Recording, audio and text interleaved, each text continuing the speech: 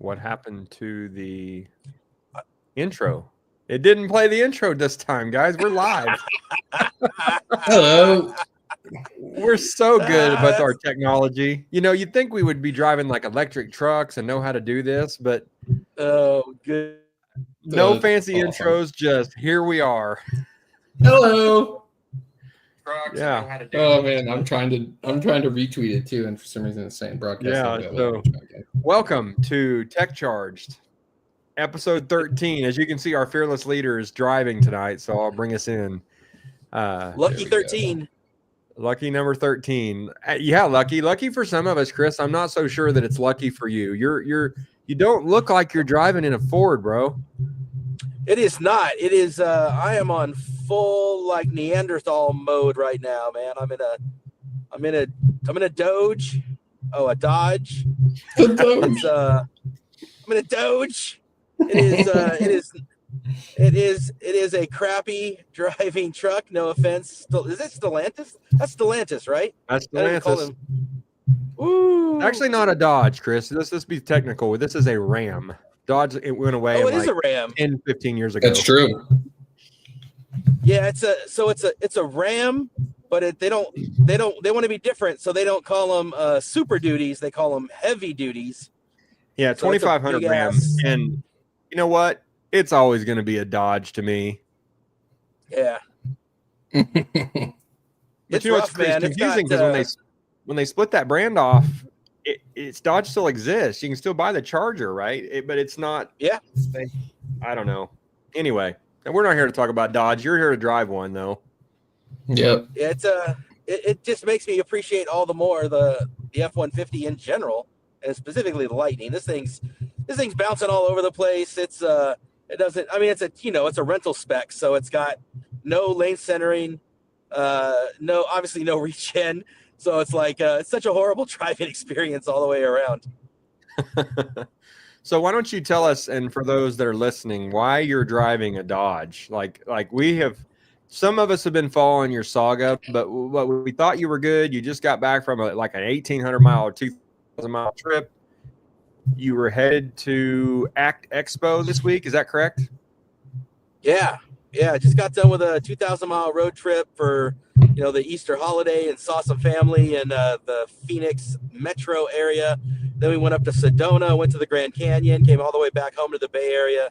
It was a great trip, man. It was great. The Lightning performed fantastic. Did some different testing with route planning that we'll talk about later. And then it had just been fixed. I was just in the shop for like 3 weeks previous to that. And they thought they fixed some things, but I knew better. I had bought a spare 12-volt battery just because of all the problems I've had with the 12-volt. And but I crossed my fingers, and after the 2,000 miles, I thought, well, so you're saying there's a chance. And so I was heading down for ACT Expo the Sunday before, and I was going to go and pick up Jesse from the airport down in Orange County. So I was the guy's ride, and I'm coming down I-5 from the Bay Area to LA. There's a couple really well-known stops for EV charging, and one of them is Harris Ranch and Kettleman City. So I was heading to Kettleman City, and then about 30 minutes before I got to Harris Ranch, which is the first stop, all the codes started going off, all the different sensor problems, all the 12-volt alarms start going off, and my motor temperature spiked really high. I've never seen it. It was like 1/8 of an inch away from the far right, like max of what the motor temperature could be. And my motor power went all the way down to 40%. So I knew that wasn't good, and I didn't want to get stuck on I-5, so I went and got behind a big semi-truck, slowed down to like 50 miles an hour, and just kind of sat behind it, as slow as I could go. And got, trying to go to Harris Ranch, and Harris Ranch is a really popular place, so I wanted to park in an area that wasn't surrounded by cars and people. Harris Ranch has a big supercharger. It's got a big restaurant, steakhouse, and it's got a hotel component of it. So I went, past the superchargers, past the hotel, or past the steakhouse, into the hotel parking lot, which was more empty. And just as I'm turning the corner and slowing down to kind of turn the corner, the truck comes to a complete stop, puts itself in park, and just dies completely. And the Harris Ranch security was really cool about it. They came out, they put cones around the truck, and I tried all, the OBD2 stuff, and I tried to reset the scanner, tried to reset the 12 volt, as soon as I came back, like all the codes went crazy. So I just called, roadside assistance, and, Coalinga is the city that Harris Ranch is in, and there's no Ford dealer there, and it's really out in the middle of nowhere. And so right between I-5 that Coalinga and Harris Ranch is at, and I-99, which is where, like, on the way to Fresno, there's a little town kind of past Lemoore Naval Air Station, and it's kind of between the two big interstates, and there's a Ford dealer right there called Keller Ford. Great people, super nice, like amazing. You guys would love them. Midwestern types. I mean, super friendly.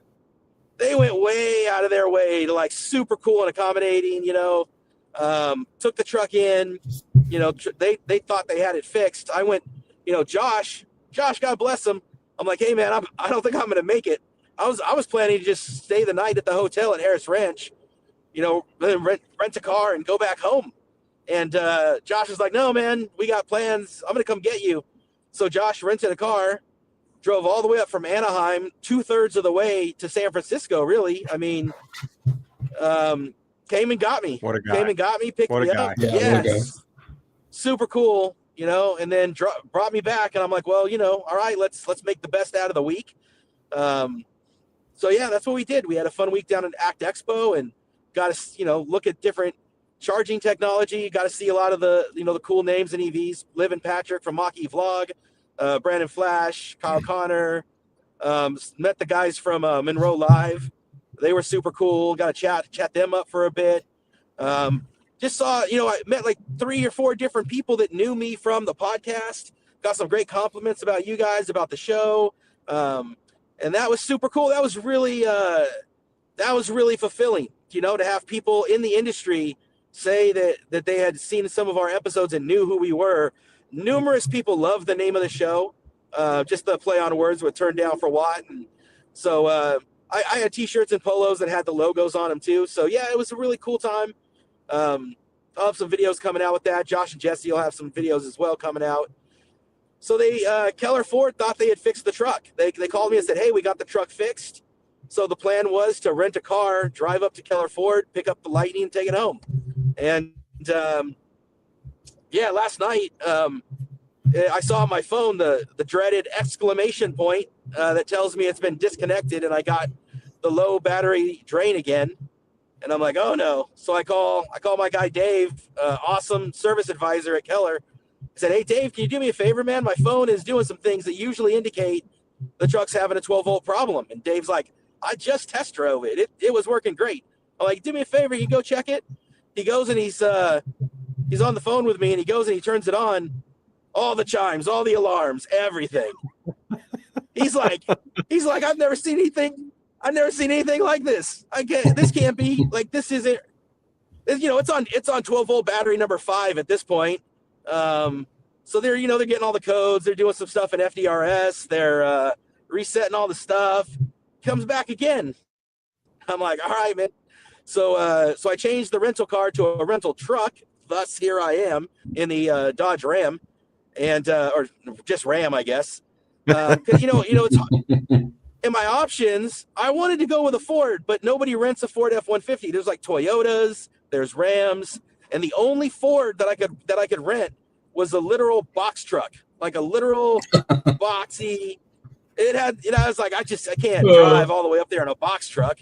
And I need the truck. I needed the truck because here's the deal: is Ford, in fairness to Ford, they have at a very high level gone above and beyond, and they are working with me to, it's not done. I haven't done it yet, but it's happening. Where I think they're going to buy it back. Everything's moving that direction. We've talked about what that's going to look like and what to give me and all the different ways that's going to work. And so if that's the case, I've got my my bed extender that I really like. I've got the tonneau cover from Worksport that's been great. I've got the FitCam RX, that's in the windshield, and I've got my adapters, all that kind of, my charger, all that stuff is in the truck. So I needed to take all that back with me. And, you know, I can't fit a tonneau cover and a bed extender into the back of a Ford Edge. So I needed a truck. So here I am in the Dodge with in the back is the bed extender and the tonneau cover. And then I also had, I had my visor signed by Jim Farley, and I wanted my visor. Right. So Keller Ford was awesome, man. Like Ford, I asked Ford, hey, can I take all that back? They say, yeah, you can take it back. But we can't pay for the time for it to be removed, because, somebody's got to remove that. And I was originally going to take it home was the plan, and I was going to remove it. But now that it's dead, I can't take it home. So Keller Ford was really cool, and they removed it all for me. They couldn't let me remove it for liability problems, you know what I mean? But they were super cool, and Dave himself removed all of the parts for me and threw them into the back of the Dodge. And so I have my visor, I have my bed cover, I have my bed extender, I've got my webcam, and on the way home with all of that, and I just need a new truck to put it on now. So if anybody knows of an amazing deal anywhere in the country, like, I will get on a plane, I will fly to where the deal is, and I will drive that thing back. I would rather fly somewhere and drive it back just for the fun of it than to have it buy local, So Keller Ford didn't have any. They had no. I had you one found. That one in New Orleans? Yes, and I drove right by that guy's house, and by the time I was actually going to stop and talk to him when I was there this weekend, and he posted that something changed with his daughter's Tesla and he can't sell it now. So, and he had some people in line, but I'm like, I'm here. I'll put him a deposit down, and then Chris can come get the truck, because it was what you wanted. Yeah, something will pop up again, and the price on his was about what I've been seeing. I've been seeing a lot of like 24 extended ranges, anywhere from like 59,000 to 62, 63,000 seems to be kind of where they're sitting. There was one in the Phoenix area that I saw, and I was keeping an eye on, and it was originally at 62, and they reduced it to 59, but they sold it before I could get everything executed with Ford. So another deal will pop up. I'm going back and forth even on, what do I want to lease one if their deal is right. Keller quoted me like $800 a month on a 0 down lease. I don't know if that's good or bad. For what trim level, Chris? That was Lariat. Yeah. Okay. Yeah. I wouldn't want a Platinum because I wouldn't want the wheels. I'd have to change those out and all that kind of stuff. I think Lariat's the right spot for me. I want Blue Cruise if I'm going to do it. So yeah, I mean, like I say, if anybody sees one of those just insane deals, and I've noticed that different states and different dealers for some reason have different lease deals. Some of those maybe are local incentives that I wouldn't be eligible for. I don't know. So yeah, I'm not sure how that's going to work out, but I'll be on the hunt because I want to be back in a Lightning. I don't know what that's going to look like or when. And then, part of me, I was talking to Martin about, maybe if I can get a cheap Lightning and figure out how to get an extended warranty on it. I don't know how those rules. California's got some weird rules with extended warranties, but maybe if the extended warranty is transferable, or if it's, if I make a deal with somebody where they apply the extended warranty before I buy it, and then if I buy it and bring it to California, will they still honor it?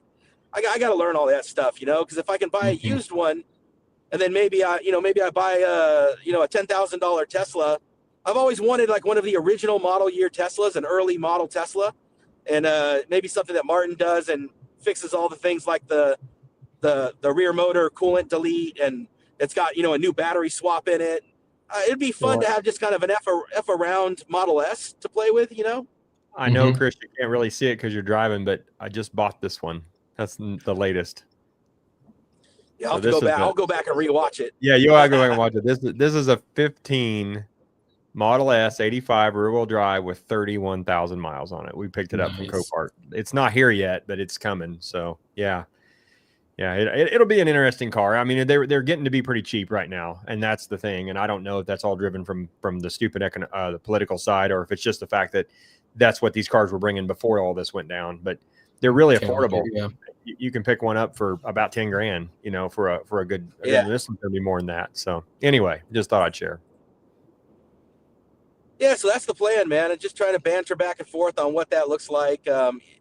Tesla's got some tempting lease deals too, where you're like, $1,000 down, $199 a month. I mean, part of me is traumatized by how much the truck has been in the shop, and I'm so over driving gas vehicles. And no offense to the Ram or to the Explorer or the gas F-150s that I've been driving so many times, but I really don't enjoy driving gas vehicles anymore. And so, like, the idea of having just kind of an extra electric vehicle for the fun of it is appealing.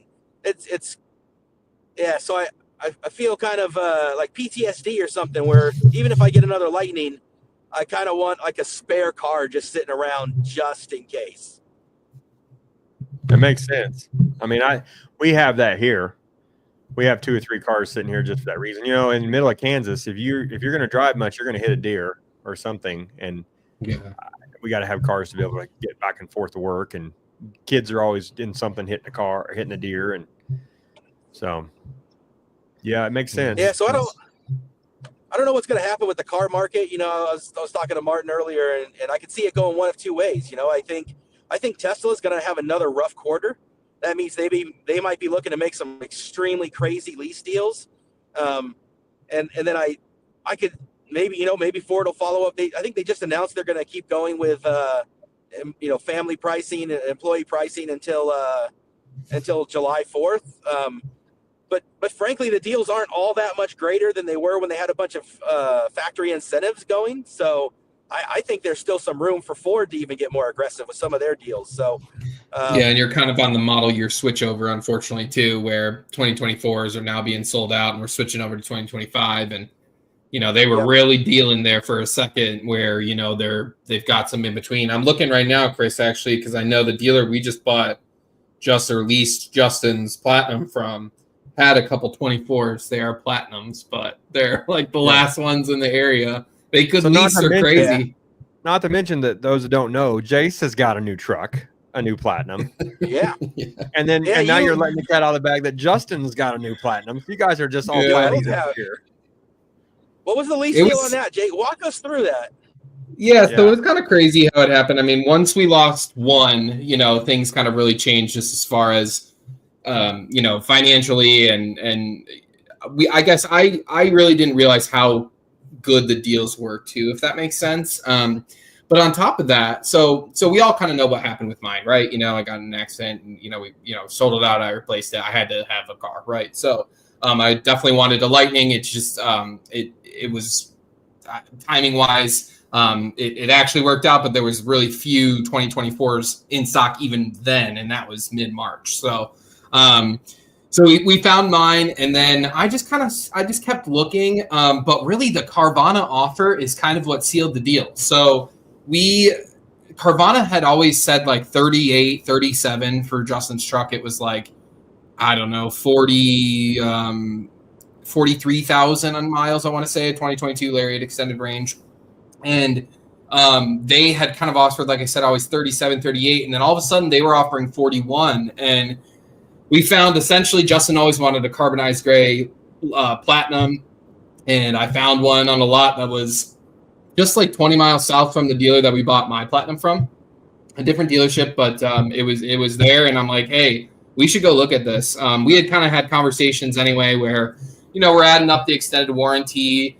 He needed, some like a clay bar and, some exterior and interior work. There were just some things that were kind of coming up. Nothing major, just we're really picky. So, we're kind of all about that kind of stuff. So we were like, what are we going to do? And I found this Platinum and we went, and I thought maybe we could make the numbers work, hopefully, and cover his negative equity and kind of bury it a little bit. And I literally found it the night before. Justin went and got a valuation on his truck. The dealer offered us $30K on his Lariat, and we laughed. But we knew the whole time, that was the great part, that we had the Carvana offer in our back pocket, and it was locked in. And we knew the condition of the truck was great. We knew everything was great with the truck, so we kind of knew we had that. So that's kind of what happened, and the dealer really dealt pretty well. It wasn't as good of incentives as we had in March. There's definitely no doubt about it. Like, there was a lot more red carpet lease offers and et cetera, but I still think we got, I want to say 13.7, something like that, off of the MSRP of Justin's Platinum for the lease. So still a good deal. You know, I think it was like 8 something, and then most of the tax credit. I don't think it was all 75, but it was like most they would pass along. So yeah, it just ended up happening. It was crazy times, but yeah. 2 new trucks. yeah. And both 24s, right? They are both 24 Platinums. His was built in February. Mine was built in May. So it sat a while. February of 2024. If that makes sense. So it was in some lot for a long time. But both have been great. I need to find some dealer in Montana or somewhere where it's been sitting and it hasn't moved, and where it's just long been forgotten about, and someone's like, please take it off my lot, and I'll be like, I am on the way. Yep. These 2 Platinums are still sitting there. You could always reach out and see if they're willing to deal. Who knows? I got a set of Lariat wheels you can have. See? Oh, do you? There you Well, go. trade you for your Platinum wheels is what I'm saying. Those are easy to find too, Chris. Don't let that hold you back, because I had the same problem with mine. Look, Justin actually likes his, and I will say it looks pretty good on the carbonized gray. The Platinum wheels fit a little bit better. On the Antimatter Blue, I just didn't love them, and I wanted them gone. But the range is going to take a hit, but I love the Platinum wheels. I hated them when they first come out, but I'm a fan now. You can do things with the Platinum wheels or the Lariat wheels with those stickers that totally change the look of the truck. But I like them. I like them the way they are. Yeah, I do. I've grown to like them. I don't love them on the darker colors as much as the lighter, but they've really. I agree. They really kind of have grown on me a little bit. And then when you get tired of it, Jace, just go spend $400 or $500 and powder coat them black or dark gray, and it totally changes it again. Yep. Yeah. Exactly. So, we honestly, what we would love if we could, like, in a perfect world, Justin and I agreed, we would love a Lariat wheel that was powder coated black on his carbonized gray truck. Like, but you know, I mean, yeah. Yeah, but mine's actually a really dark gray. It looks black, but I wanted pearl in it. Yeah. When in light, the wheels kind of shimmer, but it looks black for all practical purposes, and I think it looks awesome. You know, that's my favorite. So, yeah. So, Chris, Jace, go ahead. Jace, what did you end up putting? I don't know if you want to. You don't have to share, by the way. But what did you end up putting down, and what was your monthly on it? Yeah, so we did 0 down on both because we don't want to put anything down on leases, just period. Yeah, I feel the same way. You wreck it. Mine's in the 600s for 39 months. I believe mine is 15. I'm like mixing them up in my head, but I'm pretty sure that's what mine is. Justin's is higher. I think it's 16.5, something like that, miles. He's like 8, high 8s, I want to say, for payment. That's a big difference. Yeah, it is a big difference. It was a big difference. But a higher mileage too. Yeah, higher mileage and less incentives. So there were, not quite as many at the time. The red carpet lease offer was not quite as good in April as it was in March, which stinks because we would have honestly once I got the deal that I got. It wasn't the deal yet, but the initial offer on the truck in March, I should have reserved 2 right then and there. That's how good it was a great lease offer. It was like the original offer was like $500 a month, but that was like, 2,000 downs, 10K a month or 10K a year. It was really low, but it was a crazy lease offer. I'm like, this is just nuts. But they were maxed out at that time with the incentives. So, not quite as good in April, but yeah. I think with the part of the buyback situation we're talking about, they're going to give me $1,500 off. This is funny. They'll give me $2,500 off if I buy a Super Duty. This is just, it's not like it's a specific EV offer. You know what I mean? Yeah. So it's just funny that this is like, I'm an electric buyer. Give me $2,500 off the electric. But no, it's $2,500 off a Super Duty or Expedition, or $1,500 off others. So I think I can also apply that $1,500 to the lease. Yeah. Yep. We'll that makes sense. And you'll have to introduce me to your contact there, and maybe I can. Maybe if it continues to sit, maybe he'll deal with me. And I don't. I only use my truck's 3 years old, and I'm at 31,000 miles, and that's after the 2,000 miles I just did to the Grand Canyon. So I'm at like 10, 11,000 miles a year, so Yeah, maybe that I would help mean, the you payment could. too. That was and that was kind of with my truck too, where we were at. But it ended up being such a good deal that we kind of went a little high at 15K a year, just because we were like, why not? It won't. It was, and then we went to 39 months, which for some reason with the numbers was like $40 or $50 cheaper a month than 36 months. So they were really. It was what, I'll have March to get 29th. So. It's the start of May, so we'll have to see if they have anything new for May. But yeah, I'll get with you offline. Maybe I'll reach out to those people and see what they're doing. Yeah. And I'll tell you too, the other place that I would definitely look, and I have a couple contacts that I'll send to you, Chris, as well, is Michigan. Michigan they have a ton of Lightnings. They get a lot of them. They get them really quickly, obviously, with the plant being right there. So Michigan is stock full of them, and that would be a really cool road trip too. Yeah, definitely. We'll get together offline, and I'll start poking around out there. It's my specialty. If you want me to find you a new Lightning, just ask Justin. He's like, get the heck off the Ford site. Gosh, diggity, dang it. Spending too much money. Yeah. Find me an awesome lease deal, man. Find me an awesome lease deal. I'll try, man. I'll try my best. We can look it up. But yeah, it was crazy. But really, the Platinums are really nice. We're excited to have them. Like I said, Carvana was an awesome experience. I can't recommend them enough. We just dropped it off. It took 2 seconds, in, out, had the check. It was crazy. I wish they would do that we have a Model 3 my daughter's driving that she's bailing on, by the way. She's been driving it for about a year and something, and it's not working for her. The range is not what it's supposed to be, and she's moving to a place with no charger, so she's gonna have to supercharge. So we bought her a gas, a 21 Mustang, which is still a cool car.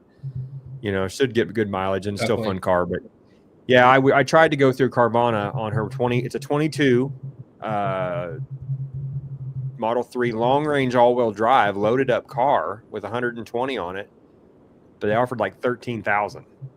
I'm like, no. If they'd offered 16, 17, we probably would have taken it and moved on. But 13's it was kind of funny. They literally put a disclaimer on the site, and you could I've been tracking the values for a long time just to kind of watch them on both trucks, standard range and extended range. It was really kind of funny because with how few miles I had on my standard range, it was about 40K was the value, which was about the same as Justin's, which is extended range, but he just had more miles on it. But I had been really, watching the values, and like I said, when it bounced up to 41, I'm like, this makes it close enough for us to, kind of keep the monthly payment the same and get rid of the truck, and on top of getting rid of the negative equity, but as well as the extended warranty. So, which was we're paying 78 something a month. So they had a disclaimer on the site page though that was like, your Ford Lightning is in very high demand right now. If you're ever, basically willing to sell, now's your time, because we really want this truck. And I had never seen that before from them. So, and like I said, I've checked it all the time. So that was really interesting to see. I guess they really thought the F-150 Lightning was in demand. I will tell you, CarMax did not feel the same way, nor did the dealer. So, I'm not sure, but yeah, I think they're more. Maybe they must have some customers coming in.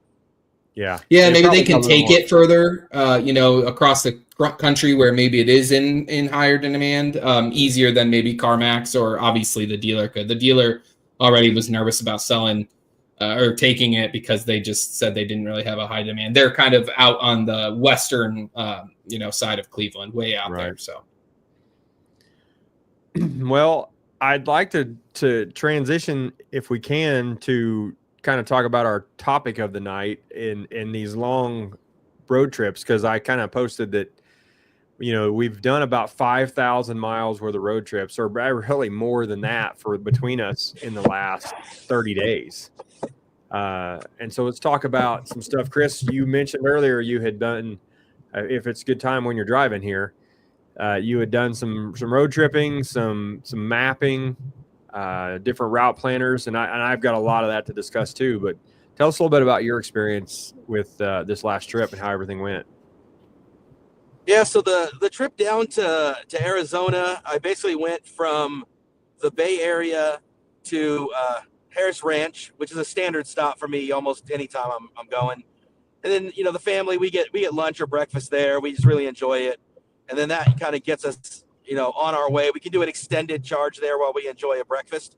And so, then it takes me down through Bakersfield and into Mojave, and then from Mojave down through. So were you using CarPlay? I'm curious what app you were running in the truck.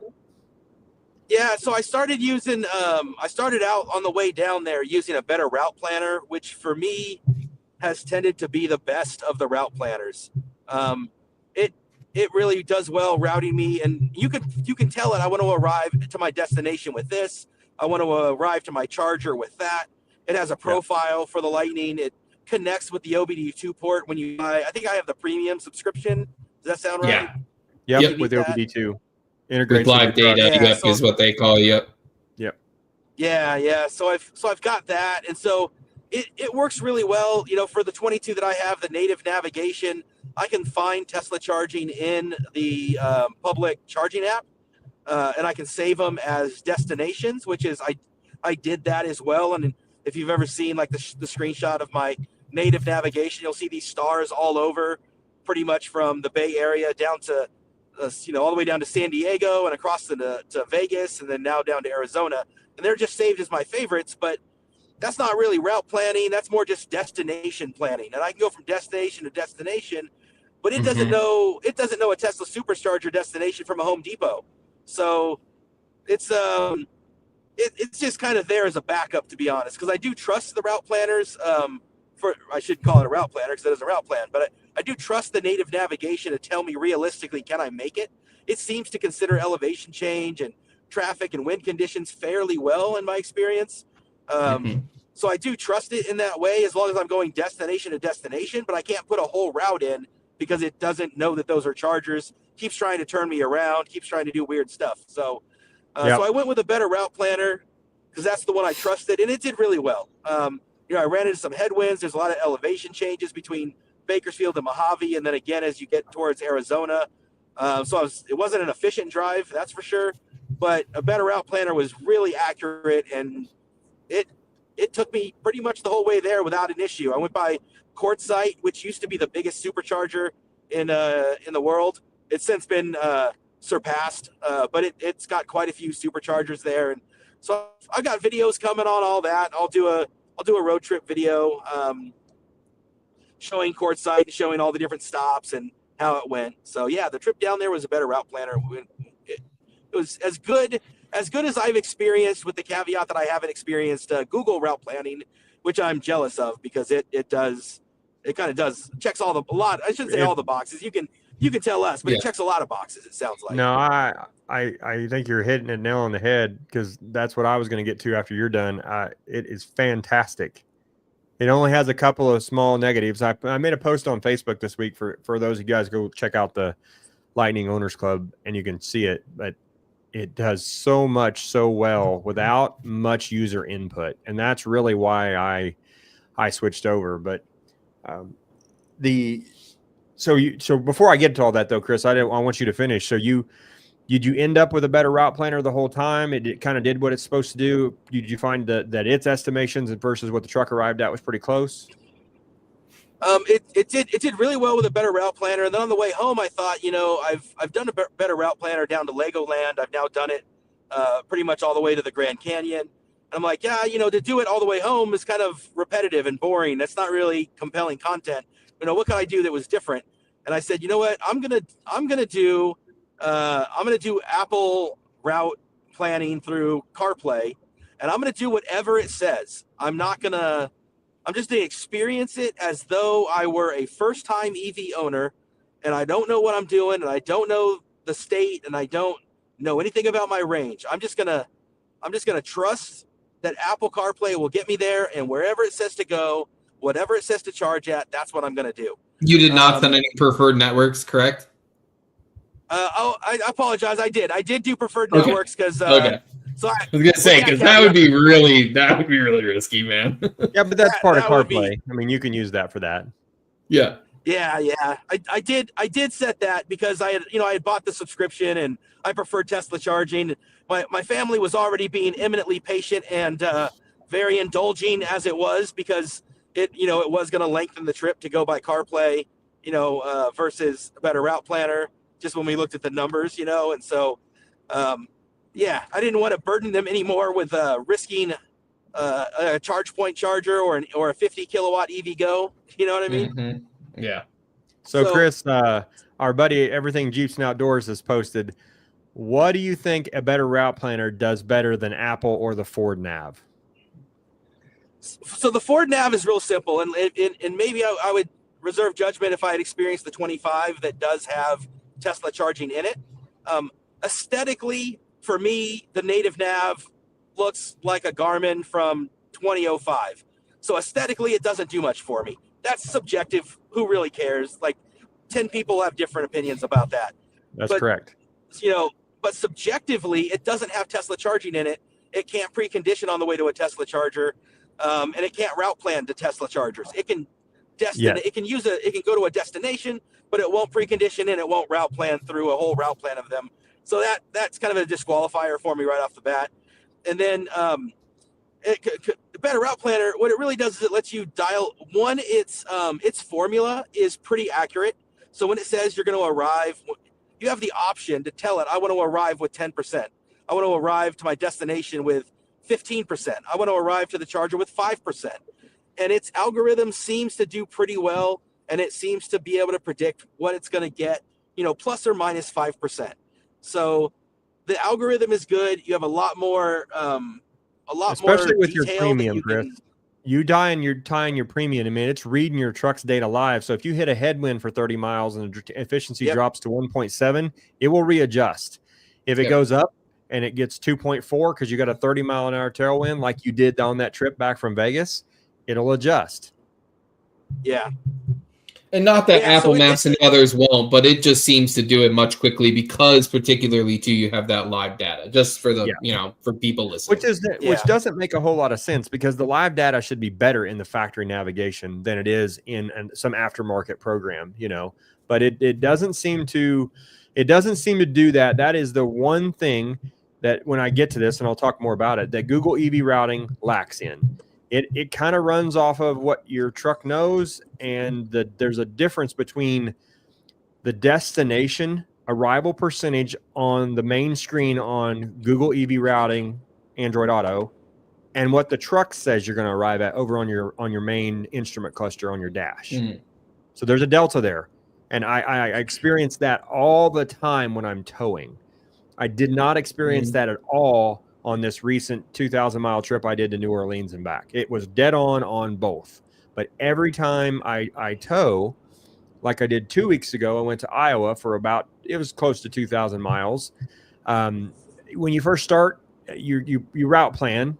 Of course, it doesn't know that you're pulling a trailer, so you've got to manually put in the stops, which even with EV routing is like a minute.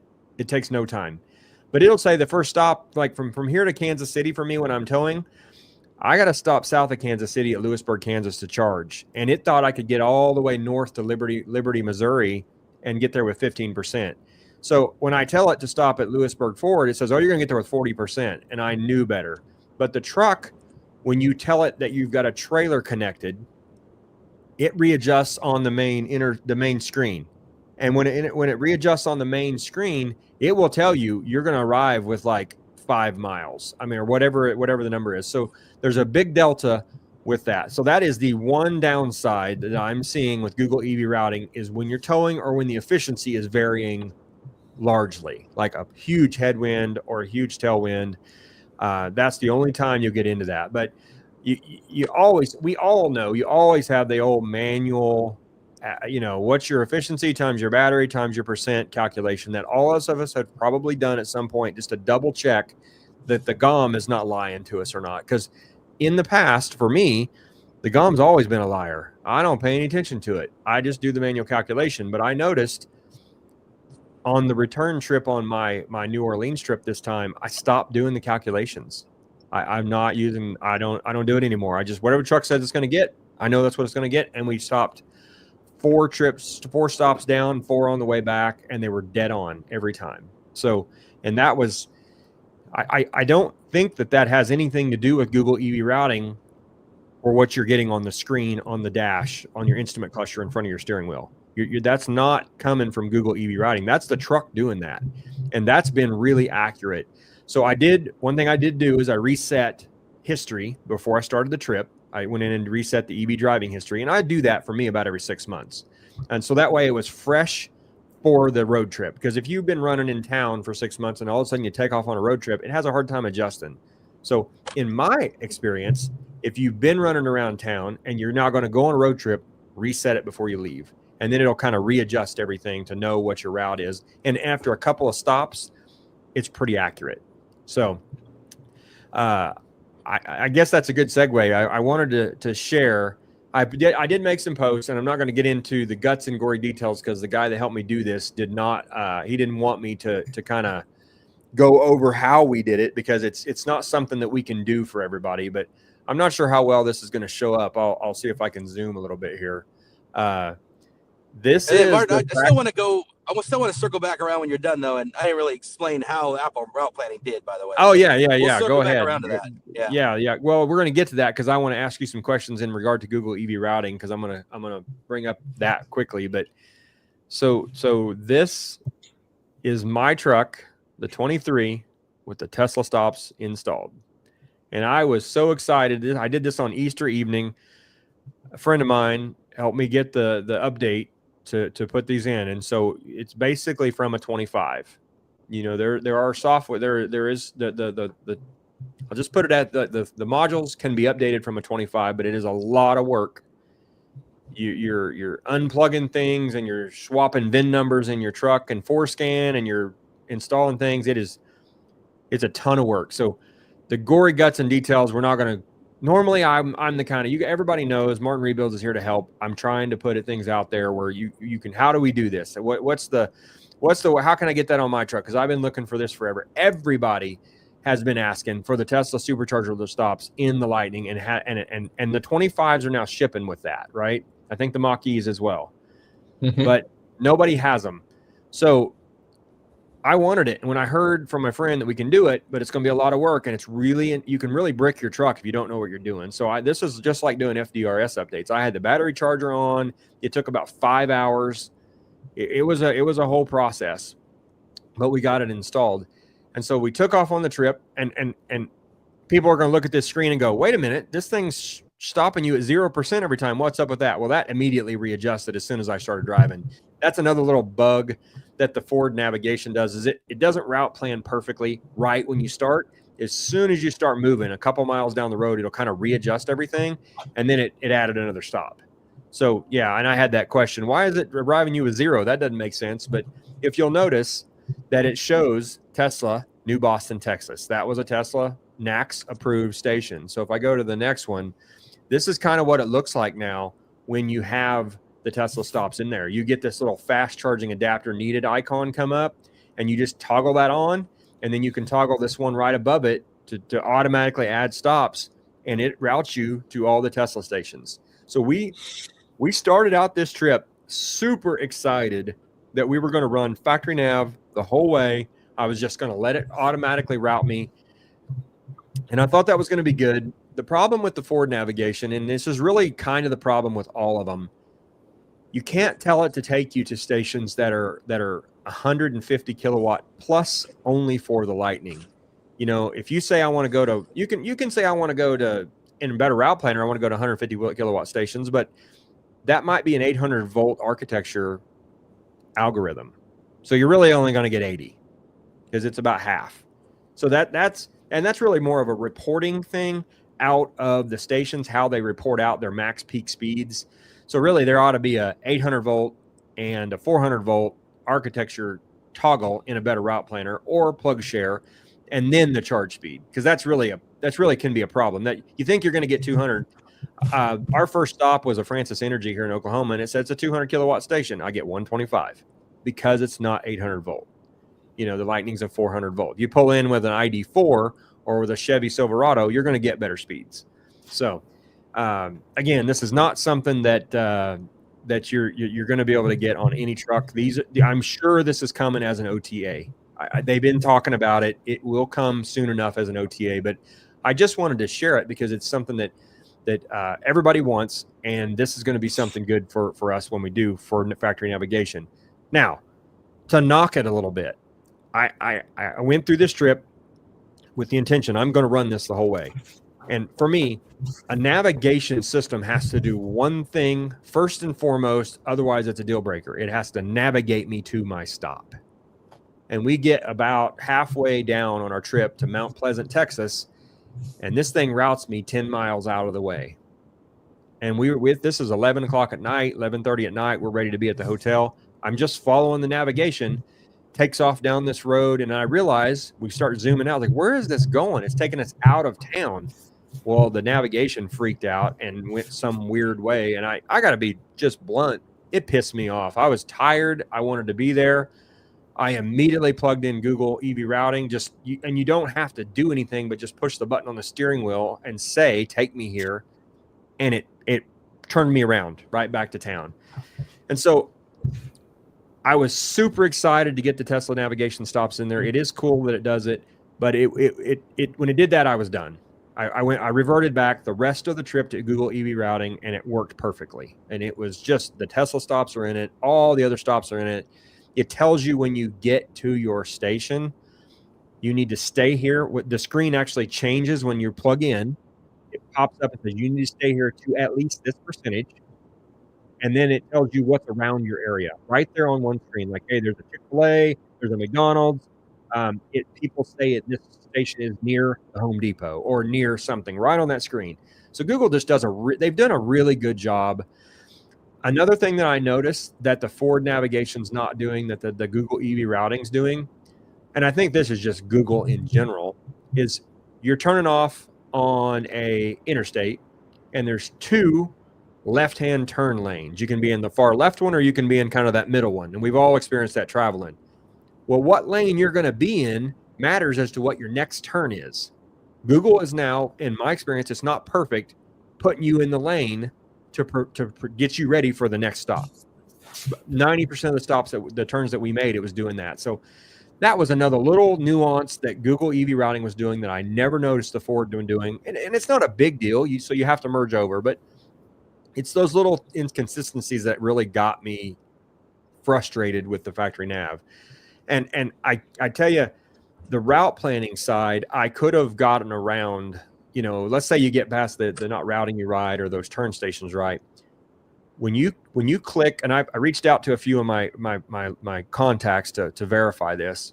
When you click the automatic, when you're in factory navigation, it asks you, there's a setting where you can tell it to automatically route you to ask or don't. And I usually leave that setting on. When you first click, let's say you're driving from Chris's deal, you want to go to the Grand Canyon, just say, take me to the Grand Canyon. You can hit automatic to route, and it will put all those stations and stops in, which in my case was including the Tesla stops. And I thought that was awesome. But there's options for different routes in the factory navigation. They get like 3 different options for how the route you want to take. Very similar to what Google does. And I'm sure CarPlay is the same way. I don't know that, Jay, so I assume CarPlay gives you some options. Yeah. So I clicked through those, and some of them were Tesla stops, some of them weren't. Well, the ones that were not, I knew there was a Tesla stop nearby. And so there's no way to, even with the update, to say I want to have priority on Tesla first and say EA second. And in a better route planner absolutely does that. You can give 2 thumbs up in preferences for Tesla and maybe 1 thumb up for EA, and then say a thumb down for Francis Energy if you want to avoid that altogether, or whatever the station is you don't like. I love that. That's not available in the factory nav. There's a route me to fast chargers, kind of, but not for that specifically. But where I'm getting at with this, if you do the automatic, it will route the whole thing for you, and it's perfect until you want to make a change. As soon as you delete or change one of the stops, the whole trip goes back to manual, and it doesn't automatically route anymore. So it's just done. Like, okay, now what do I do? You can't just let it do it. Google is not that way. You can change or replace a stop, and it will continue automatically routing you if you get low. It'll say, hey, you need to stop. Would you like to add a charge or not? That was the third thing for me that that turned me off with the factory navigation. And I'm not knocking it. I just think it has some room for growth. I am knocking it because it really was frustrating, but it has some room for growth. So that's the big thing that I noticed with the factory navigation. So I wanted everybody to be aware that don't feel like you're waiting on something. Like the world's going to change when the Tesla stops get added to this navigation. To me, I don't like a better route planner because of how it interfaces with Android Auto. Chris, you're running it on CarPlay, and that's a little different. I think you guys have more options on the CarPlay side. When you're running it on the Android Auto, you can't change anything unless you pick up your phone. You can look at it's the same on Apple. That I don't want to pick up my phone. You know, when I'm on a road trip and I've got people in the car, I don't want the distraction of picking up my phone. I want the truck to do it for me. And that's what I like about yeah, you can add a stop or something, or you can verbally tell it to do something. But as far as deleting or some other stuff, for the most part, you kind of have to pick up the phone to do anything in detail. Yeah, and I don't mind touching the screen, you know, because it's a real quick. But to pick up my phone, to turn it on, to unlock it, and then to go through, that's not desirable. And I don't think anybody should have their phone in their hand when they're running down the road. But to touch the screen is much easier, or to push the audio button and tell it where to go. So yeah, that kind of brings me back around to what I was saying with Google EV routing is some of those things that it does. And Chris, that's a good segue back to where you were talking about earlier. You said that a better route planner does some of that you really enjoy. Yeah, it gives you that granularity, right? That lets you kind of dial in what percentage you want to arrive at, and like you said, set your preferences. I can, which Apple lets you set your preferences to Tesla as well. So it just gives you the granularity a little bit better, and it's more than anything, it's the accuracy of it. You can try to arrive with 5 or 10%, and that's going to happen. The big experience I had with Apple was it was consistently overly conservative, and I was arriving to stops at anywhere from 20 to 24%. It was just egregiously way too much. Like target 10, I would have personally loved an option 5, 10, 15, 20, 25. Give me check boxes and I can pick one of those. But if you're just gonna give one option, like 10% to me would be a reasonable number, because you got plus or minus 5% and you're still fine. I mean, I'll be good going all the way down to 2%, but I probably don't want it to plan for 2%. Plan for 5 or 10, and I feel like I can work on it from there. I can slow down if I need to, blah, blah, blah. Natively, none of them do that. I mean, a better route planner, you can tell it, but the forward navigation, Google EV routing, none of those give you the options to tweak that number like you can with a better route planner. Better route planner was way, way better with that. And then, so then on my second to last stop, what I did was I just said, hey, it's consistently overgoing to like 20-something%. So when it said to charge to 70%, I just charged to 60. And then so that would be my thing. And your results may vary based on your terrain and your traffic patterns and blah, blah, blah. Yeah. But like, I find that I would charge simply 10% less than what it says. And then I arrive with a more reasonable charge level. So I did that right at the end. Was one little modification that I did. But it did some weird stuff too, like going from Needles in, what it should have done if it was me routing, I would have gone from Needles to Barstow. Barstow is now I believe the largest supercharger in the world is Barstow. And it's at a Barstow outlet mall. So there's all kinds of options and amenities and things you can do. So like Barstow was a great place to go, but instead it took me to this place called like Yermo.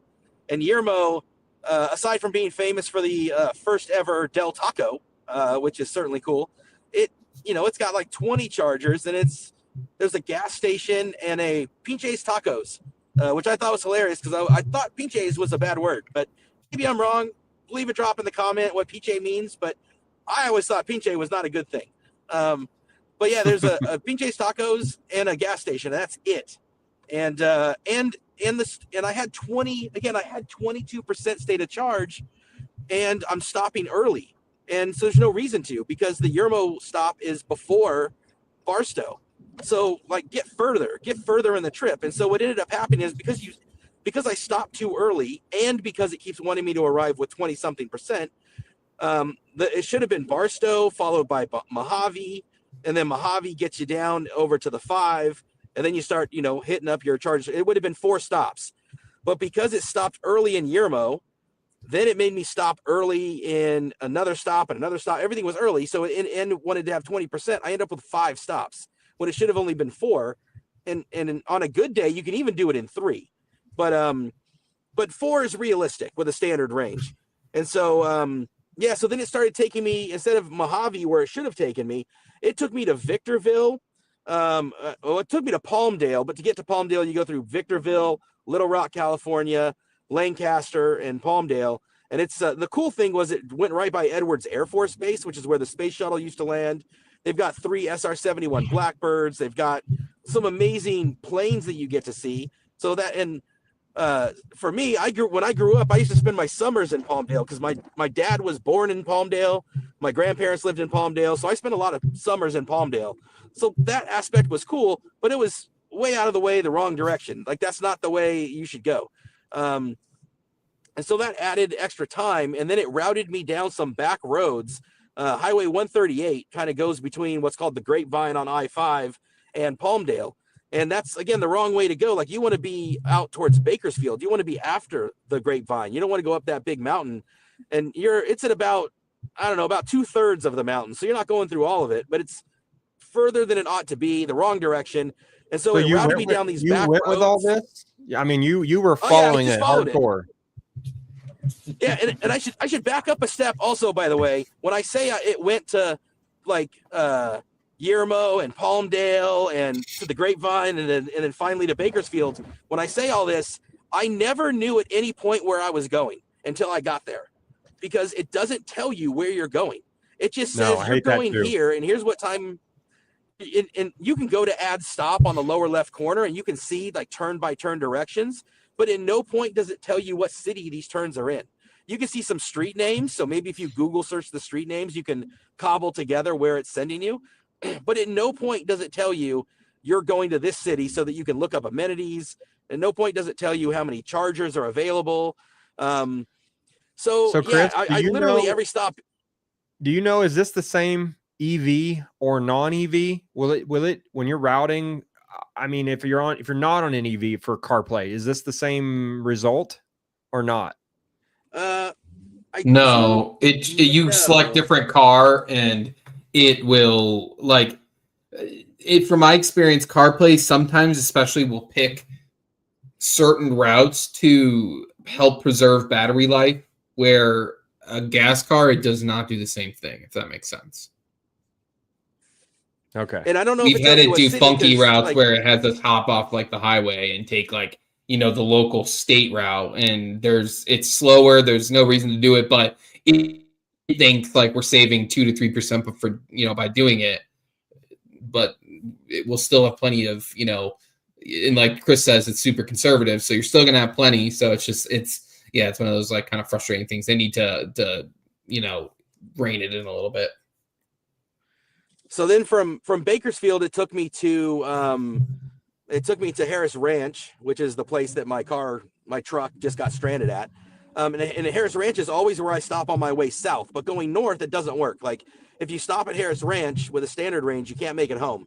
The elevation change going up over the Altamont Pass and the prevailing winds that go north to south mean that you're not going to make it from Harris Ranch to home.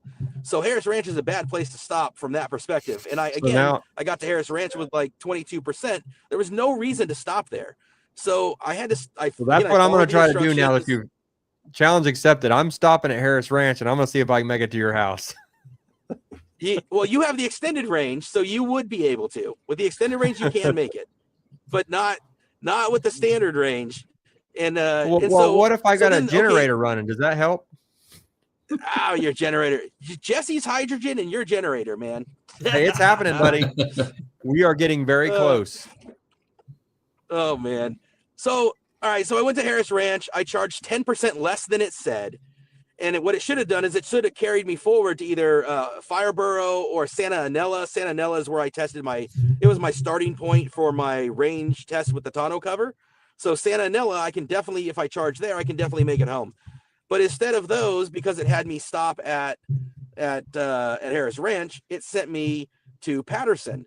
Patterson only has 8 superchargers, and of course, it doesn't know this, but Tesla just had Tesla Corsica at Buttonwillow, which is a racetrack right at Patterson. So you've got all these Teslas everywhere with only 4 chargers, and of course, you know, Teslas follow the men's urinal rule. You go every other charger. So, you know, all you need is 4 Teslas plugged into an 8 Tesla station, and I can't plug in. I got really lucky when I pulled up, and there was only, not on this one, because this one doesn't have a backside. There's only 8 in a row, and there's no backside to it. So now I got lucky. I pulled up as another Tesla was coming out, and there were only 3 there. So I got lucky with that. And then again, it said charge up to 50%, and again, charging to 50%, I shouldn't have had to do that stop at all. And again, I didn't even know where I was going. I didn't know I was even going to Patterson. I just knew that I kept driving back past the preferred chargers. So, and there was no way to change it, no way to know where I was going till I got there. It was, again, way overly conservative. Now, with all of that bitching and complaining said, you know, I didn't get stranded. There was no risk of running out. And I don't remember if I mentioned it, sorry, but when I was talking about Palmdale and rerouting me, it took me, there was a closed road. So it took me down a detour. Well, one, it took me to the closed road. It didn't know that it was closed. Google seems to do a better job of knowing traffic and knowing that a road has been closed. Because so many people use Google. Nope. I did that last week. I'll get to that in a minute. Go ahead. So it took me to a road that was closed. Then I didn't know where to go next. Fortunately, a cop was there because the cop had closed the road. So I asked him, hey, how do I get back to I-5 from here? He said, go down that way, do this, do that, turn there. Okay, great. So I started heading that way. And it kept trying to turn me around. It kept trying to U-turn me, all the stuff, right? And because it doesn't know. So then finally, when I got far enough away, it routed me back. And then it detoured me in some weird way. And I finally got back to the Grapevine, where I then carried on about my business. So yeah, all in all, it was like 2 hours longer than it should have been, a full extra stop. And even though in theory, and I never knew where I was going at any given time, which is really lame. And even though in theory, multiple shorter stops at the higher end of the curve should be faster, it's only faster if you're doing it like out of spec, where you're like racing out of the car, instantly plugging in, handshaking quick, like as quick as you can, plugging in, and immediately the moment that it hits 70, you're on the road, like full send, let's go. And I don't want to drive stressed like that, because in reality, when you got 2 little kids and a wife, you're not moving that quickly. So that extra stop isn't as simple as the extra stop of charging time. There's much more going on. And in reality, you end up spending much longer. I find it better to take longer. And I'm not talking about going to like 95, 100%. I would never go past, you still want to target 80, maybe 85, 90, worst case. But that extra stop for sure takes longer than just the charge time. Yeah, see, I have a little bit of a different opinion on that, but only because maybe I have an extended range. I don't know if that's the delta between the two. For me, our first Canada trip we were charging to 80, 85, 90% and making it all the way to where we had planned. And then Tesla opened up the next year, and it changed the game as far as what we were doing. So we found ourselves stopping every hour for 15 minutes to charge during those peak cycles, especially because the Tesla chargers are usually right off the interstate. It's like a minute detour. So I found if you charge in the 180 to 190 peak cycles more, you spend less time at a charger. We saved 2 hours on our Canada trip going up because we charged more. We stopped more. We're charging in that peak cycle more rather than 120, 110, 105. So that was a little bit of a difference that I noticed is from Canada 1 first year to Canada 2. But to echo what you said a minute ago, Chris, my Iowa trip 2 weeks ago, where I was pulling those Tesla batteries up to TESX to get worked on, that trip routed me back down through a more efficient route, which was slower. It will do that, Jason, like you're talking about.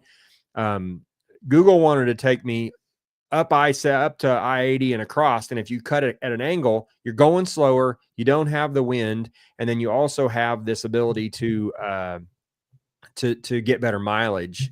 But it was 30 miles of less driving because it's at an angle. And so all of that said, I pulled in with plenty of excess.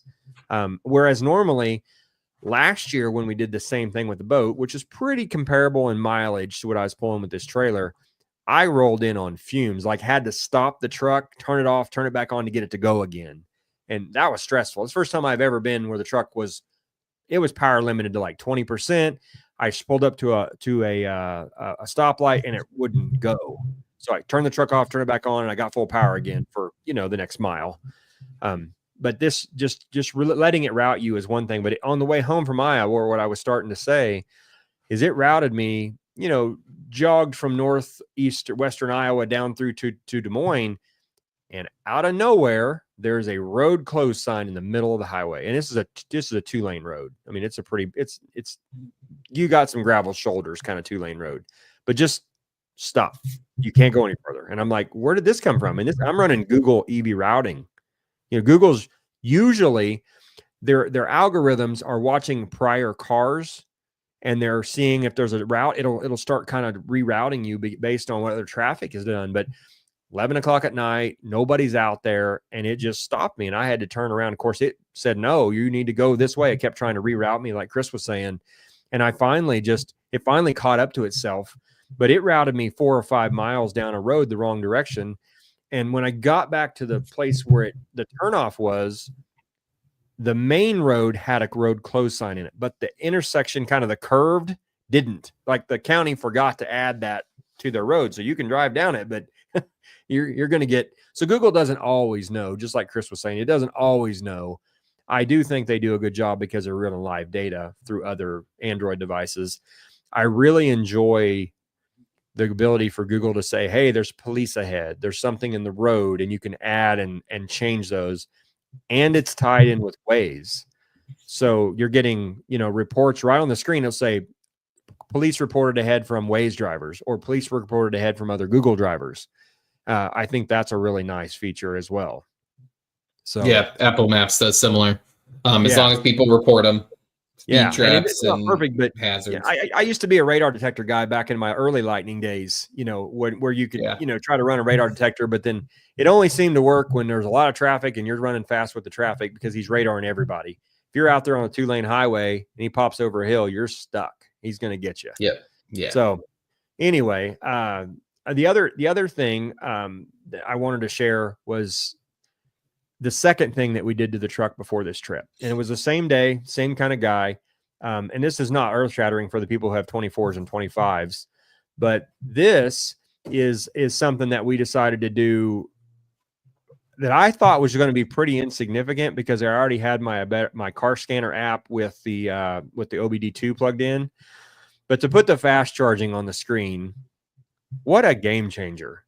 Is you pull up, you plug in, it tells you right then if the charger's working and how well it's working. Sometimes you pull into a station like I mentioned earlier that says it's a 200 kilowatt, and if it's something you're traveling and you don't know, then you don't know. You don't know if it's actually going to be a 200. So then you see, oh, I'm getting 67 here. We're not going to stay here very long. We're going to try to bump over to the next one quickly.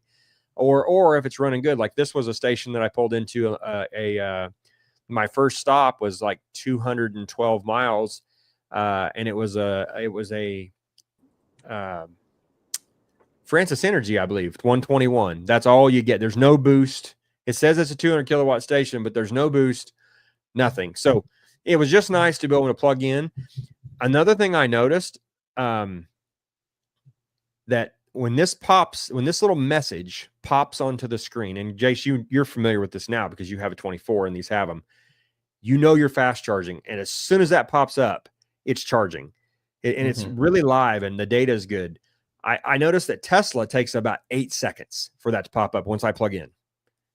Well, I know I'm not using plug and charge. I'm using the Tesla app because I have a membership. But even with the membership on Electrify America, it was 45, 50, 60 seconds sometimes before that would pop up.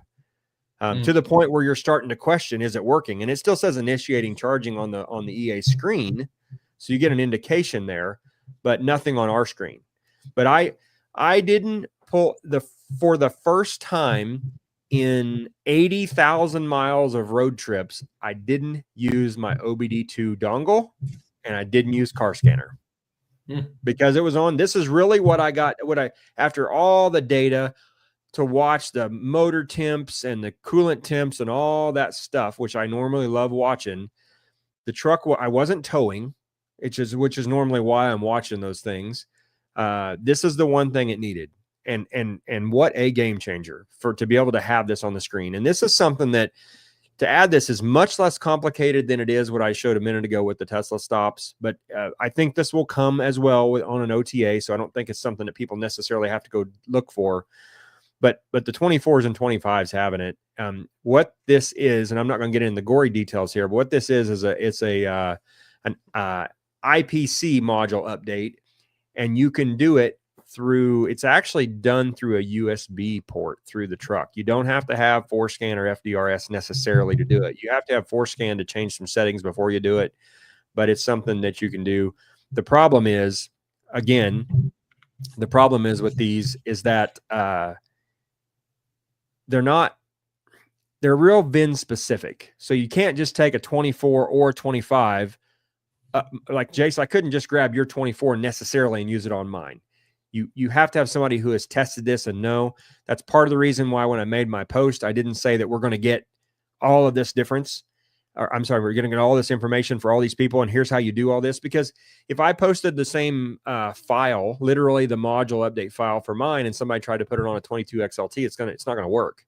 It needs to be VIN specific from another truck. So it's more of a tech thing that you have to know how to do. And I'm sure there are guys listening that are capable of doing that. And we could do that on a case by case basis. But again, the guy that I got it from, it would be overwhelming to him if 25,000 Lightnings wanted to get their trucks updated. So I'd say just try to be patient unless you're willing to try really take a risk. And especially if your truck's under warranty, if you brick it doing something like this, I'm sure the dealer in Ford's not going to be happy with you. My truck's not under warranty, so I didn't care.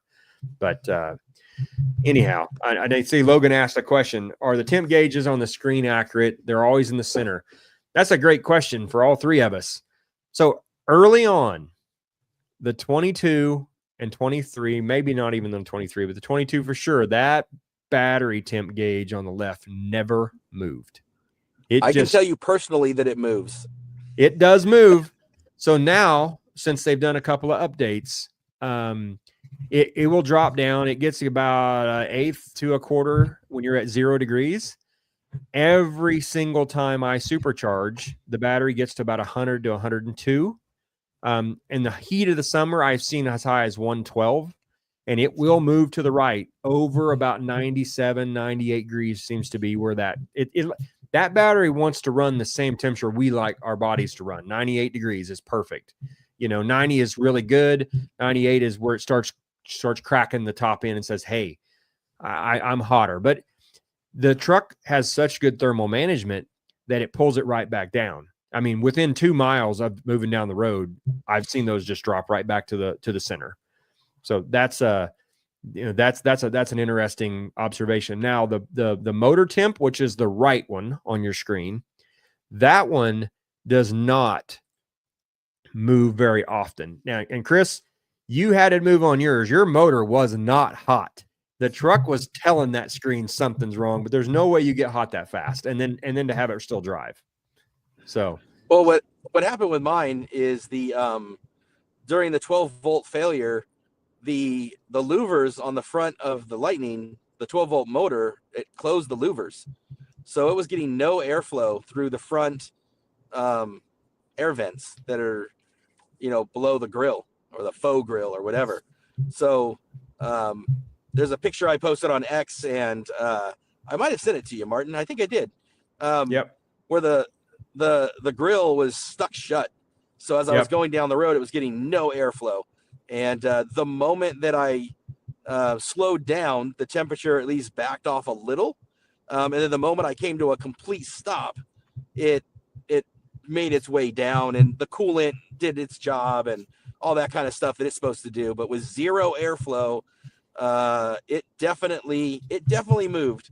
But it wasn't. To your point, that's not normal. That would not normally happen. No, it normally I is think very very much. In And the you'll middle. see those. There's actually if you do have car scanner and an OBD2, there's a PID in there to look at the percentage that grill shutter is open or closed. And so it's interesting to watch that, because running down the road at 70, you would think you'd want it wide open, and it doesn't. I usually see about 10 to 20%. It's not cranking that thing wide open. And it has to do with, you need enough airflow to cool it, but aerodynamically, if it's pulling air through there, that creates a void, and it actually hurts the aerodynamics. So the same thing with the air dam. They want that air dam coming down and reducing the airflow under that truck. Otherwise, you get a lot of turbulence. So that's the kind of the update. Now, I will tell you that all in all, I'm going to be a Google EV routing fan for a while now, because I know how it works with the instrument cluster arrival percentage. Again, if I'm pulling a trailer, just plug it in that I'm pulling a trailer. The dash is correct. Google might be off a little bit, but I just watch the dash and it'll be right. I tell you, I love that you can set up different trailers. You know, Ford has the ability to go in on these trailers and say, okay, I want to have this trailer and this trailer. I've got like 7 different trailers programmed into my truck. And honestly, here's a trick for you guys that are using your truck's trailers, and you go empty and you come back loaded, program 2 trailers and change it at your destination, because you're going to get, my trailer empty gets about 1.4, 1.5 at 70 miles an hour. But when I put a truck on it, it drops to 0.8 to 1.0. And I don't want it to mix and match those 2 different numbers on one profile. So I call one car trailer empty, car trailer loaded. And that way it doesn't mess up the 2, you know. So just something you can do. Chris, you could do the same thing theoretically in your truck if you knew that, hey, I'm going to run the Kettleman or the Harris Ranch North run. This is going to be windy. It's not going to get, you could program a trailer plug to say, this is my Harris Ranch run. And then another one that says, this is my, it would accommodate that. Now, do you really want to mess with that? No, you'd rather just drive your truck, but it's a workaround that would allow you on certain runs that you know are crap to kind of adjust for that. So. Oh, it's on mute. Yeah. Yeah, Chris. Yeah, I just want, you know, a route planner that, you know, works. And it's weird to me that at this point in the evolution of EVs and these big companies, all of them, you know, Ford, Apple, you know, Google's gotten better for sure, but, you know, it just seems like these should be basic functions that, and it's not like you have to copy the homework. It's not like it's difficult to copy the homework, right? Just go for 30 days, do a road trip and go into a Tesla navigation route planner, and you get a really good idea of what it should be. It's not, and I hate route to planner say is that. perfect. You know, I can see Jace cringing over there when we're talking about Tesla's route planning, but I got to tell you, that freaking technology in their route planning is top tier. I've run it quite a bit, and it adjusts, it automatically does everything. You don't have to touch it. And Chris, did you get it does a good route plan, and you can see all the options, and you can click on all the options. You can easily remove, you can easily add. It'll tell you how many. Yeah, it'll tell you how many are available. It'll tell and show you so much. So yeah, I mean, it's just, again, no route planner is completely perfect, but Tesla and the difference is too, we got to remember we're using third-party chargers much more so. The fragmentation, you know, there's you know, a lot of that layers that go into it. You know, they should be perfect, honestly, you know, with them owning everything and being, you know, as vertically integrated as they should. They should be very good. Yeah, they should. We've seen, we got access to most of that now, right? So I don't check plug share anytime it's routing me to a Tesla station. I don't know if you guys do. I don't. I will check the Tesla app just because they will sometimes say if a stall is down. And so then, you know, and if it's limited, then I don't want to make sure I park in that stall. So that's the only time that I check. But yeah, I mean, in general, you know, no, but yeah, I had stall like 6D in Tulsa on the way home down, and I pulled into that one, of course. And then I checked the app. I was like, oops. So I had to move over one, which is not a big inconvenience. Yeah, and I have had a few. I've actually had more issues on Tesla chargers than I've had on EA chargers, which is crazy, but because I haven't used that many Tesla chargers. But again, I really truly think it has to do with that fragmentation. And EA has had the same issues in the beginning. Like, they were crazy issues, and Ford had to work with EA. All the manufacturers had to work with EA. You know, some manufacturers are still working with EA. So, you know, I get it. You know, I think I agree with Chris. We need like a perfect solution. It's funny when I'm as you guys were talking, I'm thinking about it, and I'm like, it's crazy because Apple, when we talk about Apple, which is a huge company, right? Mm-hmm. Apple CarPlay, or I should say Apple Maps EV routing, is only available on Lightning, Mach-E, and Porsche Taycan. That's the only three vehicles that's right. It. Like, so, you know, it's this huge thing, and we complain kind of about the calibration, but they don't really have a lot of data, you know, other than from us. It is not, no other OEM is working with Apple on this. So it's a weird kind of place that we're at. I hope to see other OEMs, you know, join on with Apple, because I truly think that it will help, you know, in getting more data and just more people using the platform, you know, will help with getting, you know, charger data maybe in there and all those sorts of things. But it's weird to think compared to like Google, you know, Google's like native in the Silverado and the GMC. That is their software. You don't have the only one you can use, right? Exactly. Yeah. Right. So that's the interesting part. And I don't understand that. But Google seems to be pretty, I don't know, Jace, are you familiar with, like, say, ID4 and some of the Hyundai stuff? Are they Android Auto CarPlay for most of those? Not EV routing. You know, I know you said the EV routing is only Porsche Taycan. They have CarPlay. That's the thing. Like, you know, and Polestar offers CarPlay. You know, all these brands offer CarPlay, but they don't offer the EV routing. Yeah. Yeah. That's an interesting. I don't know why we're not getting there, but I would assume Google is more integrated. I know. I think somebody asked a while ago on our comments. You know, no preconditioning with CarPlay for sure. And does preconditioning matter? Well, the question to preconditioning matter is that if you're below about on a Lightning, this is different on a Mach-E, above about 50 to 55 degrees ish, the Lightning really doesn't care too much about cold. If you get down to 30, it will make a difference. Mm-hmm. If your battery's already hot and it's 30 degrees outside, it doesn't care. Yeah, it can be a while.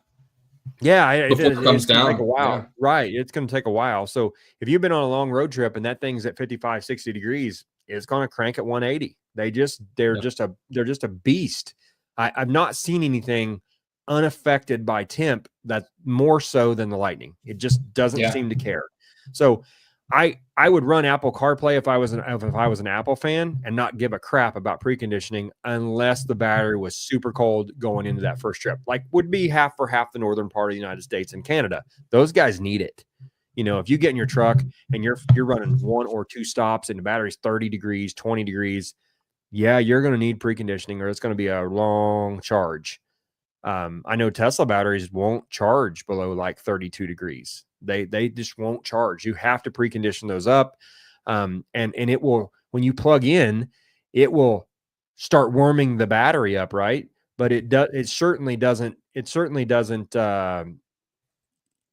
a very good job of, it takes it a while to get to 32 degrees, and then it'll start really DC fast charging. So even Tesla has their own issues, but I gotta say the Lightning is that's just a charging beast. So don't worry about preconditioning if you're especially in the summer months, anywhere, Canada, wherever, just drive it.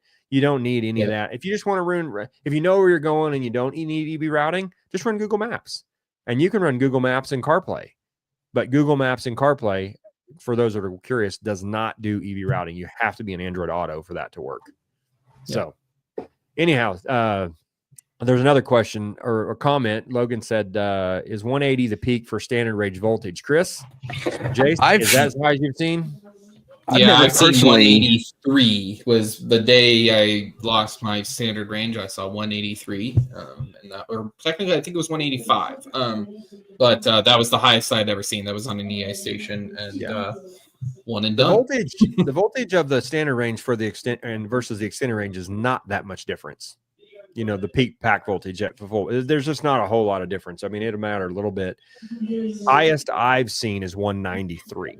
I normally don't see over 180, 185 on just all of my trips. These last 2 trips, I think I saw 187. That was just, and it there's a lot of variables that go into that formula, that BMS, to allow how much the station could be limited. It could be the truck. It could be your what. I got to say, Chris, I know a lot of times that when we pull in, you say that the Lightning doesn't do a really good job in the lower. I pull in with 5% often, and it boosts right up to 180 almost immediately for me. But I don't know if that's a standard versus center range thing. Usually for me, it takes a few minutes to get to its full peak, and it does better if I'm between 10 and 20 than it does if I'm at 5. And then it just takes a couple minutes to get above that. And then as the pack voltage rises, and I've personally only seen 177. I've never seen 180. So you will eventually. Well, not now. I was gonna say you will eventually, but not now. I won't see anything ever again in all likelihood. Yeah, not on that truck. God bless it. Yeah, hopefully 195 coming. I tell you, that's if we had a wish list of things, since we're kind of, I hate to say we're bitching and complaining about Ford and what Google and all this. If we had a wish list of things, and those of you watching, chime in, tell us what your favorite thing is or favorite top thing. To me, range. I 2,000 mile trips. I didn't have any range anxiety. That's gone. I didn't have any really the charging stops. We got home 2 hours past what Google said we would have on a normal gas route on my last 700 mile trip home. So it wasn't a big deal. What I wish we could do is figure out how to hold that 180 longer. And I know Ford is being ultra conservative with that battery. I think you could hold that 180 longer. There are other 400 volt cars that are holding their peak. I think the Porsche the curve is just so flat. So I think they're being, and Porsche's Volkswagen, and Volkswagen does a good job with the ID4 curve being pretty flat. It's not as good as I think it's Tom or one of Kyle's shows that said that it was nearly the best charging rate they had seen outside of BYD or Zeekr or something like that. But that's what one of my biggest. I wish if we could get it to where we would charge at 180 to say, no matter where you started, to like say 65%, you're going to cut that charge time down under 30 minutes on every stop, maybe more like 20. And now I don't care if I stop every 2.5 to 3 hours for 15, 20 minutes, 30 minutes at most. That's okay. It's when you pull into a station that's running 105 and you're there 44 minutes. And then, I mentioned this to Chris earlier as something I wanted to bring up. Everybody talks about range. Like, oh, the Lightning will go 185 miles on a standard range, charger to charger, and 225 on a scenic range. In reality, that's all BS. You're going to stop where the charger is. Mm-hmm. There's and not so much in these populated areas like California or even Iowa's pretty good, to be honest, and Colorado's pretty good, but in Kansas, Oklahoma, Missouri, all the way through the southeastern part of the United States, I've been in all those. They're spread out about 100 and 150 miles. You're not going to be able to go 225 miles because there's not a charger. You have to stop where the charger is. So who gives a crap? Unless you've got a 500-mile Silverado and you're babying it to get there, you're going to stop where the chargers are. And so that's the thing is don't think that the truck's limited because of range. It's not. It's limited because of network. And that's really what the guys who have jumped to the Silverado, and really the Silverado is the next leap, even though all they're doing is brute forcing 212 kilowatts in a truck, which is nice if you get into a 350 EVgo where you can charge fast, but Tesla's not going to do that. And Electrify America is not everywhere. They're not nearly as dense as a Tesla or ChargePoint or some of those. And so very limited as far as amount of stations, at least here in Ohio. We're max at about, if we're lucky, 6 to 8, but usually most are 4. Yeah, we get 4 on the old style stations, and the new ones I've seen are all 6. And luckily, the good thing about the new stations, they're all 350s. Now I know Electrify America starts swapping out the Alphatronic stations now, those 400, so they're better. Which sounds like, Chris, I know I don't want to pivot here too much, but it sounds like that's what Walmart's going to use on their new announcement. That's gonna be awesome.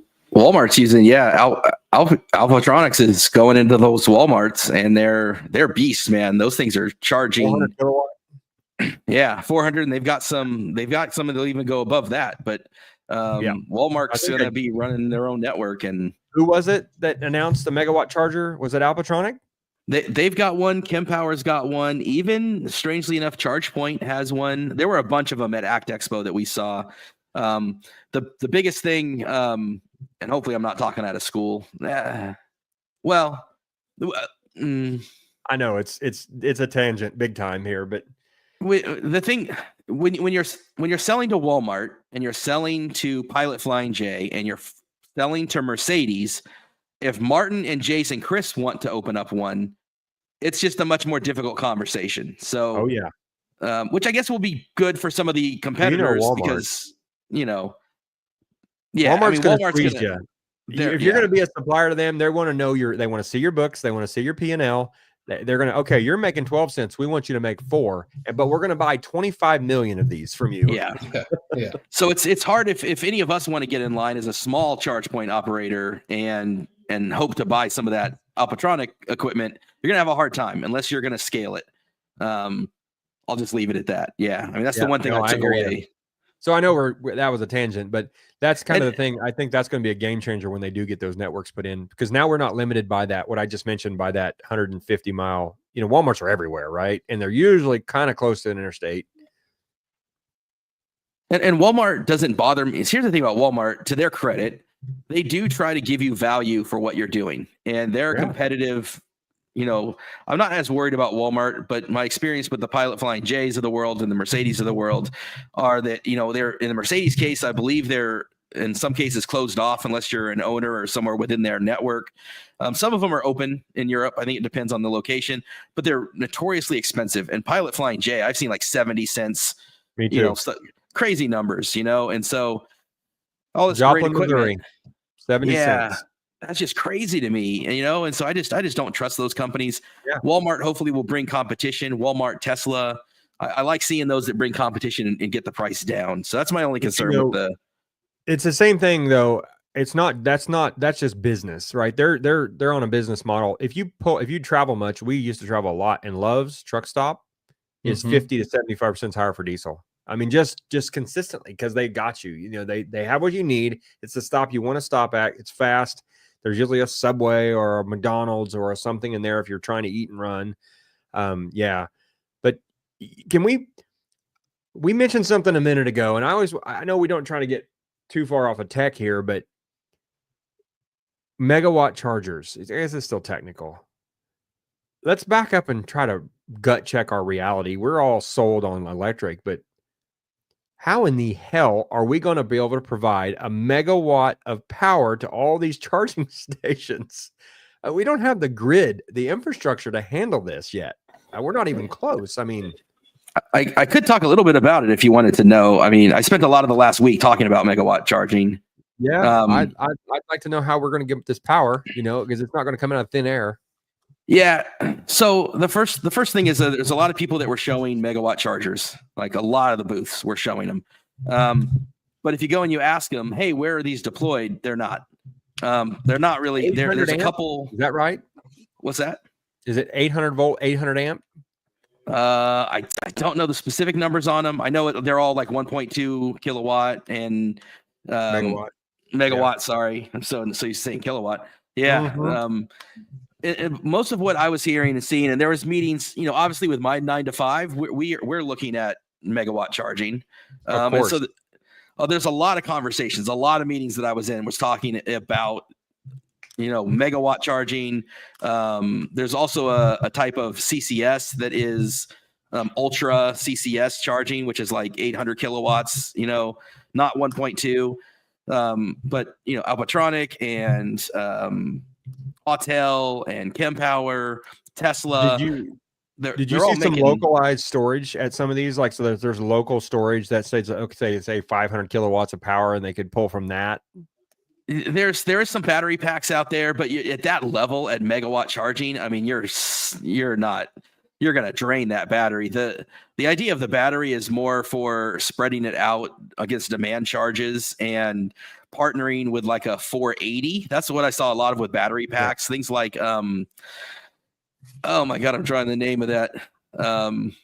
That name of that company. There's a couple companies that FreeWire used to do something like it, but FreeWire's problem was that they would throw a battery at the bottom of every charger, and the battery wasn't significant enough to keep up, and so it just didn't work out for them, and they were managed poorly. But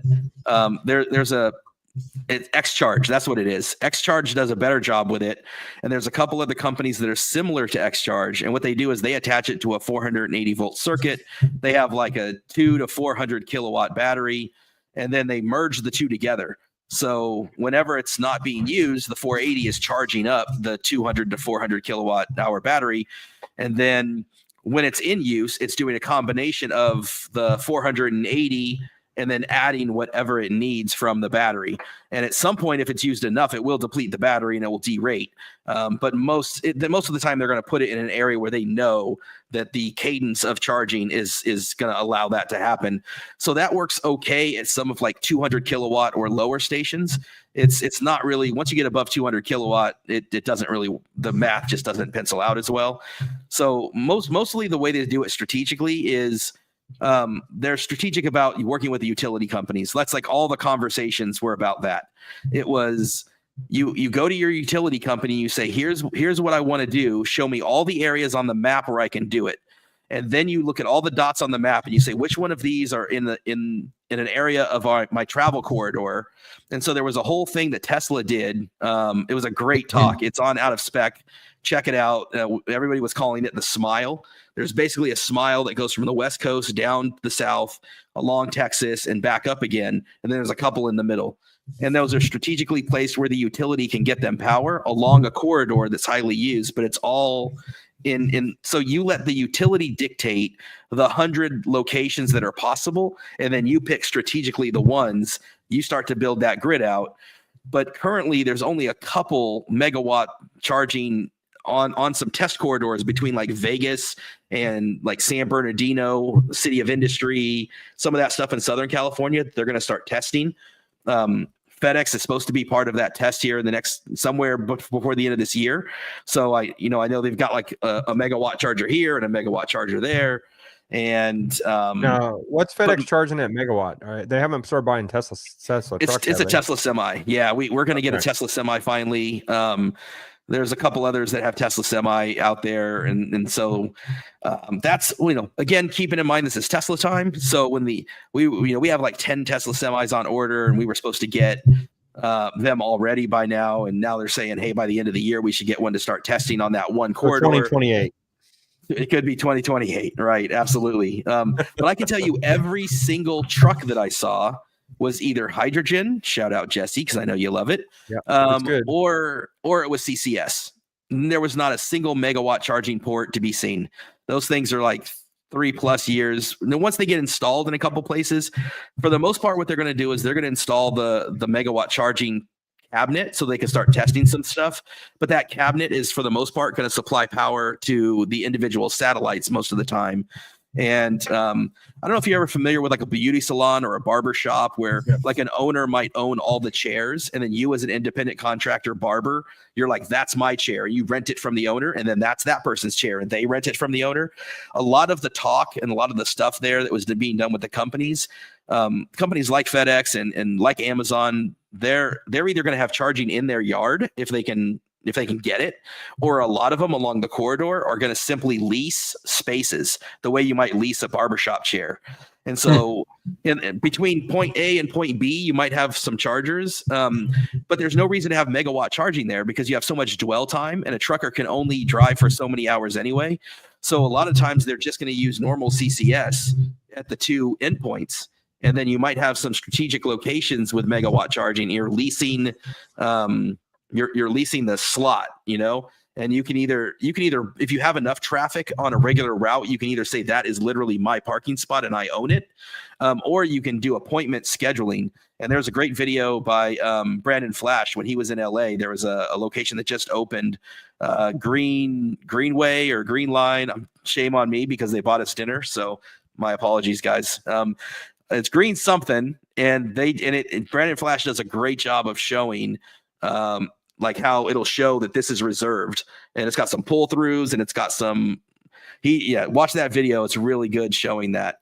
That is more the direction that you'll see. It's going to be a super slow ramp up for megawatt. I think Tesla's going to lead the way, just like they did with regular supercharging, right? And everybody else will play catch up. But the machines are at least out there. But a lot of those machines are really going to be used. It's going to be the same cabinet, and you can either run 1 megawatt charger. And Tesla's the same way, by the way. The version 4 cabinets that are going to come out, it's the exact same thing. The cabinet can do 1.2 and it can do a megawatt charger, or it can do like 12 normal chargers. So they'll just expand the cabinets and the transformers and the conduits, and they'll throw a cabinet there to say that they've got one that they can test. But it's most of the time that 1.2, megawatt or kilowatt charger or whatever it is, megawatt charger is going to be used for normal chargers. Yeah. I think that's a good point. I think they'd even do that now. If you pull in 8 Teslas at once, all wanting 250 at the same time, that's not going to happen. But they don't ever happen that way. I mean, very rarely do you get where they don't have enough power at the station. My comment to begin with was more, if this rollout is slow and the utilities can keep up, I think it's going to be good. Or we're going to have to figure out how to do energy at a higher level without an environmental impact, and I hate to say it, but like a sodium based or something based, what am I trying to say here? The one that everybody's scared of, nuclear. Sorry, my brain. Nuclear. Most of them are going to use nuclear. So that way you can actually, I mean, from the utility side, there are safe nuclear options. It doesn't have to be a Chernobyl situation with all the nuclears. There are ones that they actually stir that reactor, and if you stop stirring it, it goes dormant. They don't put out the power, and it's more, and they're more, they're more costly, but it's much safer. Yeah, for all the conversations I was hearing when it came to utility struggles, like, hey, I need to open up a depot here, and the utility can't get the transformer or the power for 2 years. Almost every single conversation was natural gas generator. That's what they're using. Because the losses of you're going to have to get that. Solar can't do it. You'd have to have a giant field of solar. And there's too many losses. And with hydrogen, a lot of hydrogen actually comes from natural gas. Jesse can explain way better than I can, but there's like a blue natural gas and there's another color natural gas. And the majority of that stuff is coming from, not natural gas, hydrogen. And the majority of the stuff that's used is coming from natural gas. So just use natural gas. And that's the most efficient way, is to big, giant natural gas generators that you use for 2 or 3 years until the utility catches up. That's what most people would use. I'll find the name of it. There's a horizontal shaft generator that runs off natural gas, but it's super efficient. There's no moving parts in it. It just moves. You may have seen it moves laterally back and forth. Perfect for these remote sites. I'll pull it up and because we've talked about it at work quite a bit. I work at Deere, and we've talked about it there for these remote stations. Really more for if you get out on a remote site where you're trying to charge, like there's a lot of electrification happening and you probably saw this even at ACT in construction equipment. Well, how are you going to charge a loader or a skid steer or a backhoe in a remote site without having all this utility put in? That's what you need as a natural gas solution that can put out a lot of power, didn't have a lot of moving parts. So these are going to be a game changer. And I don't want to tangent too far here, but I think that, Chris, what you're saying kind of answers my question is, how are we going to roll this out? Natural gas generator is a great way to get us there from A to B. And that's still going to mean, though, we're drilling. Just like, I hate to say it, but we're going to be drilling. People will make fun of it, like they always do. Like, oh, look, you're not being green. You're using, but it's way more efficient to use natural gas to create electricity. ultimately from a power plant, to be honest with you. I mean, it's more efficient from a power plant than down to a generator than it is to use to burn the fossil fuel directly in a bunch of little things. If you don't have access to wind or solar, or solar's not great, but water, I'm in Southeast Kansas. Most of the power that we get here is GRDA, the Grand River Dam Association, through water. Hydro is still probably one of your best sources for energy, but 40% of the energy that we get in Southeast Kansas is wind, and those are terrible payback, but it's still energy. And from a financial standpoint, it doesn't make a lot of sense. I mean, if you guys haven't seen Landman, and I know Chris, I know you've watched it. Yeah, he's real rough around the edges with that stuff, but it makes a lot of sense. It's going to take forever to pay back, but it is energy that we didn't have before that we have now. But the natural gas, we have a new $66 million power plant here in Coffeyville, Kansas, a little small podunk town, 9,000 person town. But it's got like an 8-inch gas main running to this for our new big generation plants. And we put this in so when GRDA has a high demand and we're thinking about running out of power, Coffeyville will fire up our generator and natural gas, and we'll supply to help peak shave those high load times. And I don't know, Chris, there's got to be some of that in California too, because you guys are the ones that we always hear about the rolling blackouts is through California. I don't know if they're trying to do that with natural gas to prevent that or what. We have a really messy power grid where we use a huge mix of wind and solar and natural gas. We only have like one coal plant and it's tiny. We only have one nuclear plant and it's fairly tiny. And they keep wanting to shut it down because it's so old. And they keep but they don't have anything to replace it. Now we do have what are called peak power plants. Those are very inefficient and rather polluting. And so what they've done is they've pivoted with Tesla to the virtual power plants. And that's where like my Powerwall and like 100,000 others get together and backfeed to the grid to support and push the grid back up. And Kansas it is largely too. It's weird. I knew you guys were doing that, but Kansas now offers that same type. Like I've been thinking about solar and battery backup here, and we can push it back to the grid too. But we don't seem to need it as much as you. Jace, you guys don't get the power grid issues in Ohio, do you? No, not as much. I'm trying to think of, as while you guys were talking, I'm trying to think of like what our power grid mostly comes from. I know we get, we have a couple nuclear plants, I believe. One is in Perry, right on the lake. So that definitely is something. I don't think we have installed a lot of wind out on Lake Erie yet. I know there's been talks of it, but I don't think they've actually gone ahead and done it. There's a few solar farms and stuff, but speaking of wind, have you seen the underwater generators for wind? They're using current. We were on the in the Gulf of America this weekend. Whatever, right? But we were out there 150 miles, stayed the night on the ocean, and I didn't see one wind generator out of all of that we did. There's a lot of offshore drilling rigs, and they were all running. We probably saw 50 offshore drilling rigs, and they were all running. I don't know if they were burning natural gas byproduct to fire the rig or if they had fuel storage online. But I know we're getting way off base here from electrification, but it is interesting talking about where our power is going to come from, because that's going to ultimately, eventually, if this EV push continues, it's going to get there.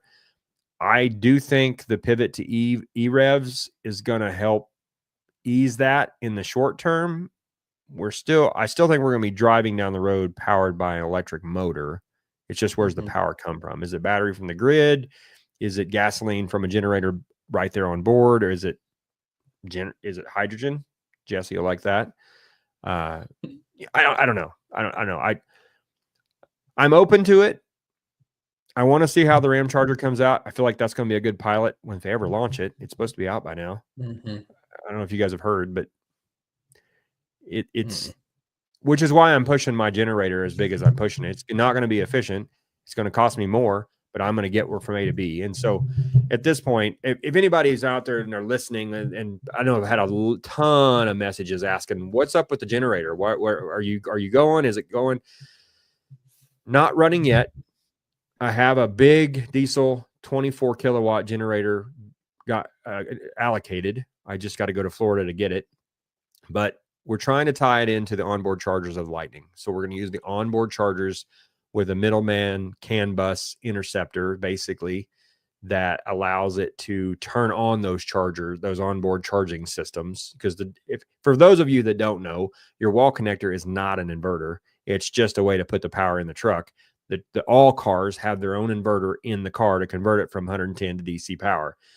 We're talking about using the extended range as dual on the 23s and 4s. Sorry, Jace, you can't get that, I guess. I hate that they did that. Yes. Even on the Platinum, kind of surpurprising, honestly. Right. You would think with Platinum, because we're like maxed out with everything, Maxto. Is it an option? It's all included. I know pros can get it, but can you do it on yours? Nope. Just there's got to be a way to do that. Anyway. Yeah. So that we're trying to run through on my truck, the 23. It has the dual chargers, which allow us to get 17 or 18 kilowatts back in and use that. This would be a really clean install if we do it. We're just going to have to put power to the onboard chargers. How we do that, we're still working on. Do we want to use J1772 or not? There's some risk that somebody might try to plug something else into that port because it's a universal. We're going through all these scenarios, but honestly, I'm starting to back off where I may not buy the first one as a 24 kilowatt diesel generator, because who in the hell is going to be able to do that or afford that? I don't want to prove out a concept that nobody can do. We're actually thinking about now backing it down to like a 7,500 watt typical Honda Generac Harbor Freight generator that anybody could get. Throw it in the bed of your truck and take off. You don't have to have, I've been saying for a while, it takes 30 to 35 kilowatts of power just to keep the truck running down the road. Yeah, on flat ground, but you have peaks and valleys and shit. And if you watch your truck, if you have an OBD2 scanner and you watch that PID, it doesn't hold that all the time. I think we're going to get much more efficiency out of a smaller generator than we think. Meaning, I think a 7,500 watt can move the needle. I was actually talking to Pat tonight, who's been on the show a couple times out of Florida, and he, in an E-Transit, he put a 7,500 watt generator in an E-Transit Ford van. They get 2 miles per kilowatt hour. I mean, this thing it's a flying brick, but they're really efficient. I don't understand. But he got 3 miles per kilowatt hour on a highway run with a 7,500 kilowatt generator. That's 30% increase with a 7.5 kilowatts. At 2 miles per kilowatt hour, that van's got to be pulling 30 to 35 kilowatts, but it made a bigger difference, which tells me the proof in the pudding is even if you're only putting 7.5 kilowatts in out of 30, you're not using 30 all the time. It's 1/3 because he got 1/3 better efficiency. So I'm thinking I'm going to back it down. I'm thinking we're going to start this first trip out with a smaller generator, let it do it. There are a few things that we have to work through, and that's this, thermal efficiency. I don't know when you dump a bunch of power in the Lightning what it's going to do. It doesn't seem to have any problem with regen down a mountain. Same thing. You can put in 60, 70 kilowatts going down a mountain and it handles it there. So Pat is 100% convinced that we will not have to do anything to the thermostat side of the Lightning. It can handle it, but we'll find out. I'm hoping you would love Act Expo, man, because the stuff. I really wanted to go. John Deere was there, by the way. I meant to take a picture and send it to you, and then I forgot. Yeah, Shame I know on me. the guy who was there. He's one of our Electrify guys. It was either that or go hunt tuna, and I got to tell you, Chris, you can't eat anything at Act Expo. I have 30 pounds of tuna steaks in my freezer from the Atlantic or from the Gulf, and I probably wouldn't trade that experience for anything, especially since we drove the Lightning down. I drove 2 hours south of New Orleans with no chargers. I did that on purpose, just again to prove that it can be done. So yeah, there's a video that I did. I don't know when I'm going to edit it and release it, but it's a company called Harbinger, and they make they kind of make our delivery van, or they don't currently make our delivery vans for FedEx, but they make the type of chassis that are our vans typically come in two pieces. We have the box, which is done by a company called Morgan Olson. They make the box, they put all the stickers on it, they sit it on top of a chassis, and there's multiple chassis companies that can make these the chassis. And so one of them that we haven't really bought from before but is doing some stuff now is called Harbinger. They make the chassis for like Bimbo bread. I don't know if they have Bimbo bread everywhere or not, but so they make these delivery vans, and they have been doing BEV chassis for like 4 years now, and they typically, because they're big boxy things, they get about 150 miles of range, and that's with a 200 kilowatt hour battery, and it's a big beefy chassis. They just this year have added a range extender version, series hybrid, and it's basically an inline 4-cylinder and a gas tank, and it pumps that range all the way up to 500 miles. Otherwise, the exact same battery, exact same chassis, and and people are going to laugh at that. Like, why would you do that? Just make a gas. Because it's more efficient. It's way more efficient. Small engine that's running less fuel. The only reason we need 500, 600, 700 horsepower motors or 1,000 foot-pound torque diesel engines is because you don't have anything to peak shave those when you're climbing a mountain or you're climbing a hill. But if you've got a battery in there that can take that, now you've got the ability to have a much, much smaller gas engine running a lot less energy, but it'll charge it back up fast enough when you're not pulling the mountains. I know we've talked about Ford doing their E-Rev right now and their Super Duty. It's going to happen though. That's really going to be a lot of that in the next couple of years. Until our energy density in battery tech goes way up and our C rate goes to like 10 or 15 C, we're going to have to do something in the interim. As much as I don't like it, it kind of makes sense if you look at the evolution of China. China, people talk about China's electric, but a big chunk of what they report as electric is actually series hybrid. Yep. And they report for some reason series hybrid as electric, whereas I would differentiate the two. And so I think if you go look at like the numbers from BYD, there's a huge chunk of BYDs that are series hybrid E-Revs. In the Sharks? I can't remember which ones, but I know there's a lot. Yeah. And if you just break out pure BEV only, it's not as high a percentage as people think. So I think that's a natural evolution where, I would prefer a focus and an urgency towards pure BEV. And I think there's battery technology coming that's going to help it, charging technology that can do it. Yeah, I think new stuff. Yeah, I saw that. Ford's what? Their new battery chemistry that's coming in. It will be a few years, but that's going to be a game changer.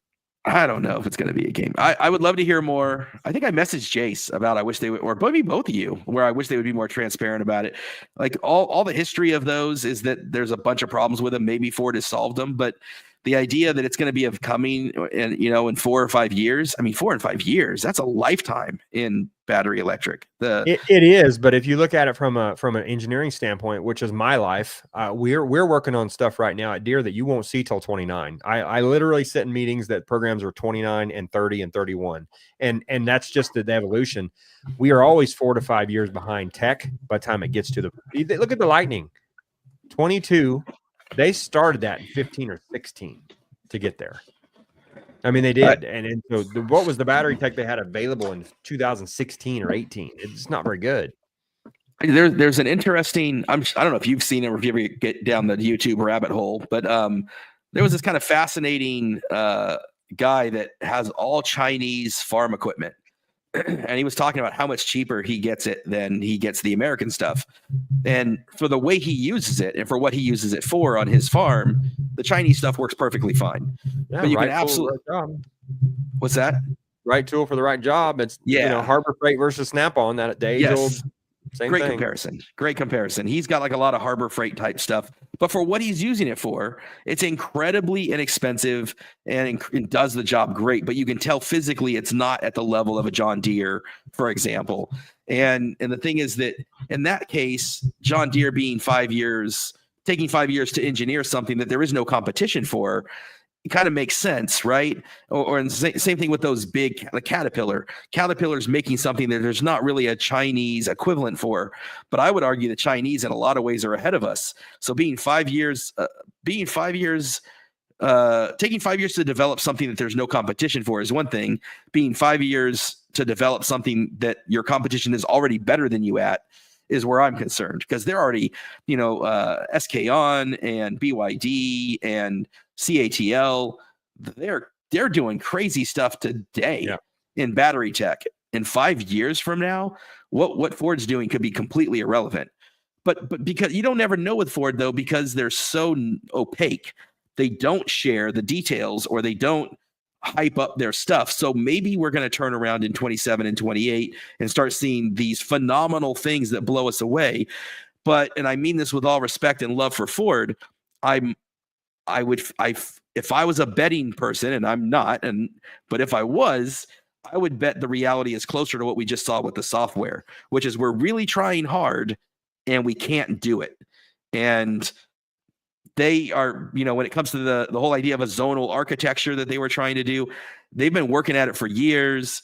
They finally were like, we have burned billions of dollars trying to do something that partners are better at. And we'll still put our software over the top of it. It's still going to be much better software-defined vehicles. But the idea of our own zonal arc, now the only question is, are they still doing zonal architecture, but the way Volkswagen is doing it, which is to license it from Rivian or someone else?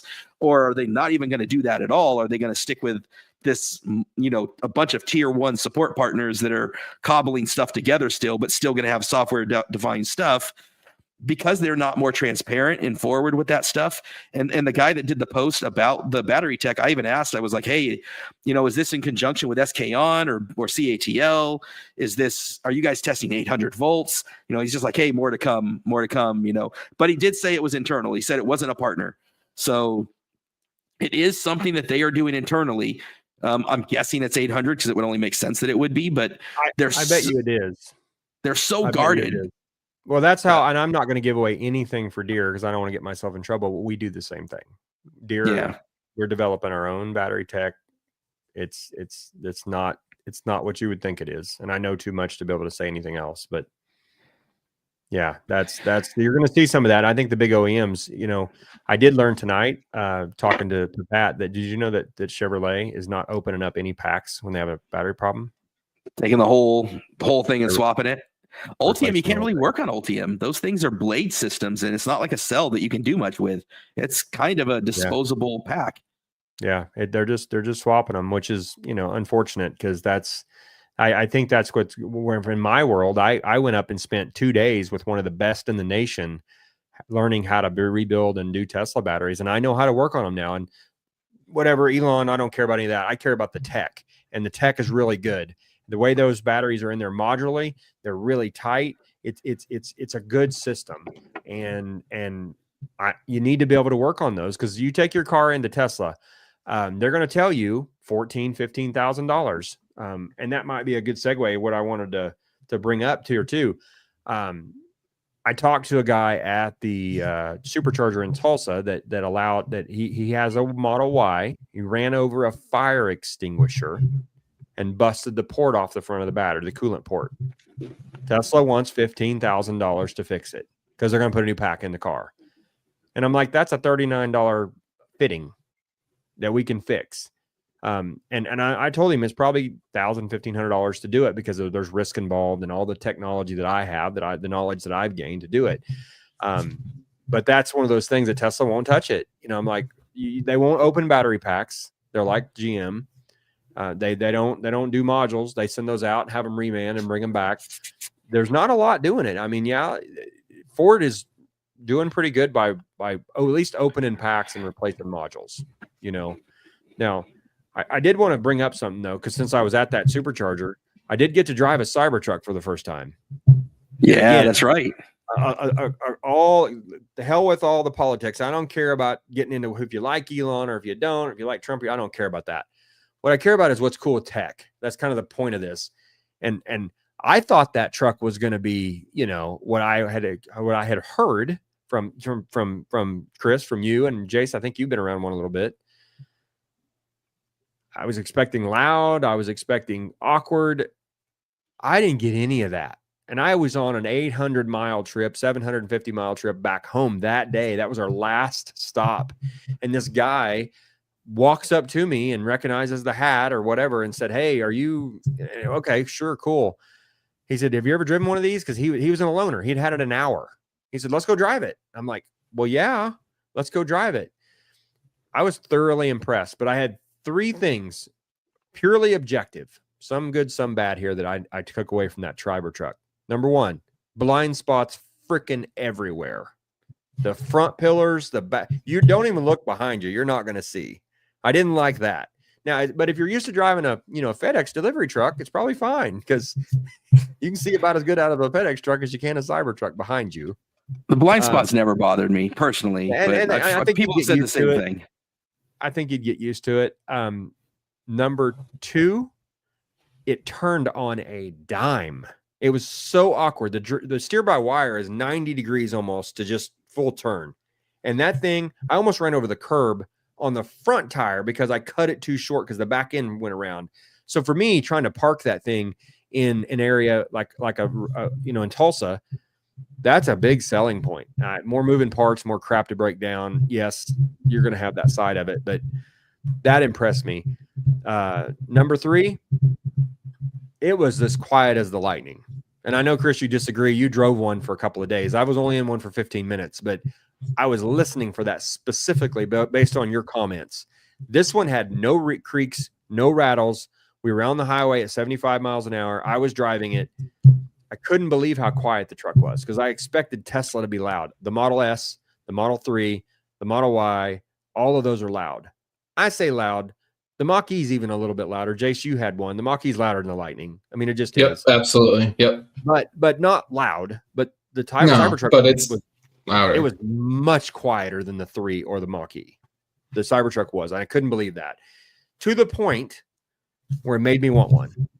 Now, am I going to do it? I don't know. I'm a Ford nut, but I'm a tech nut. I like technology, and there was things that takes getting used to, like the blinkers are on the steering wheel. There's nothing. There's no stock. You put it. You have to use the screen to put it in drive. I don't know if that'd get old day by day. I love grabbing that big shifter handle and just yanking it back into drive. So anyway, just thought I'd bring that up because from a tech standpoint, that's a cool truck. I mean, you've seen them. Everybody's talked Cybertruck to death. It's a wedge. You either hate it or love it. It's a dump truck. It's a trash can, whatever. It changes when you get inside. And I had never experienced that in the year they've been out. I'd never been inside one.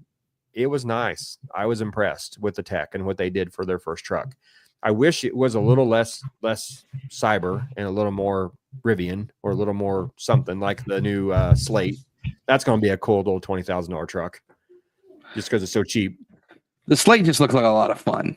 It's not practical in any way for a family. But if you're 73 years old and you're looking for a pickup to drive around town, man, or you got an 18-year-old who's in the college in, there you go.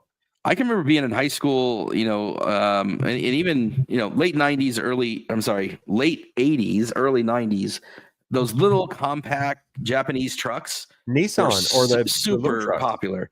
They would lower them. They would throw a bunch of speakers in them. It was just a little bench seat. You could get like 3 people across the bench, and it was super basic. And people would have these great little like Mako paint jobs, because Ford Ranger, Chevy S10, Nissan, Hyundai, the Chevy Love back from the 70s. Those were all super affordable. That Slate reminds me of those trucks because I guess it's pretty small. Yeah, it is a little bit smaller than a 90s Ford Ranger. They did not have one at ACT Expo. They had a booth there, but there was another parallel show happening about an hour away where they had the Slate there. And then Liv and Patrick had gone and done. They have a great video about the Slate.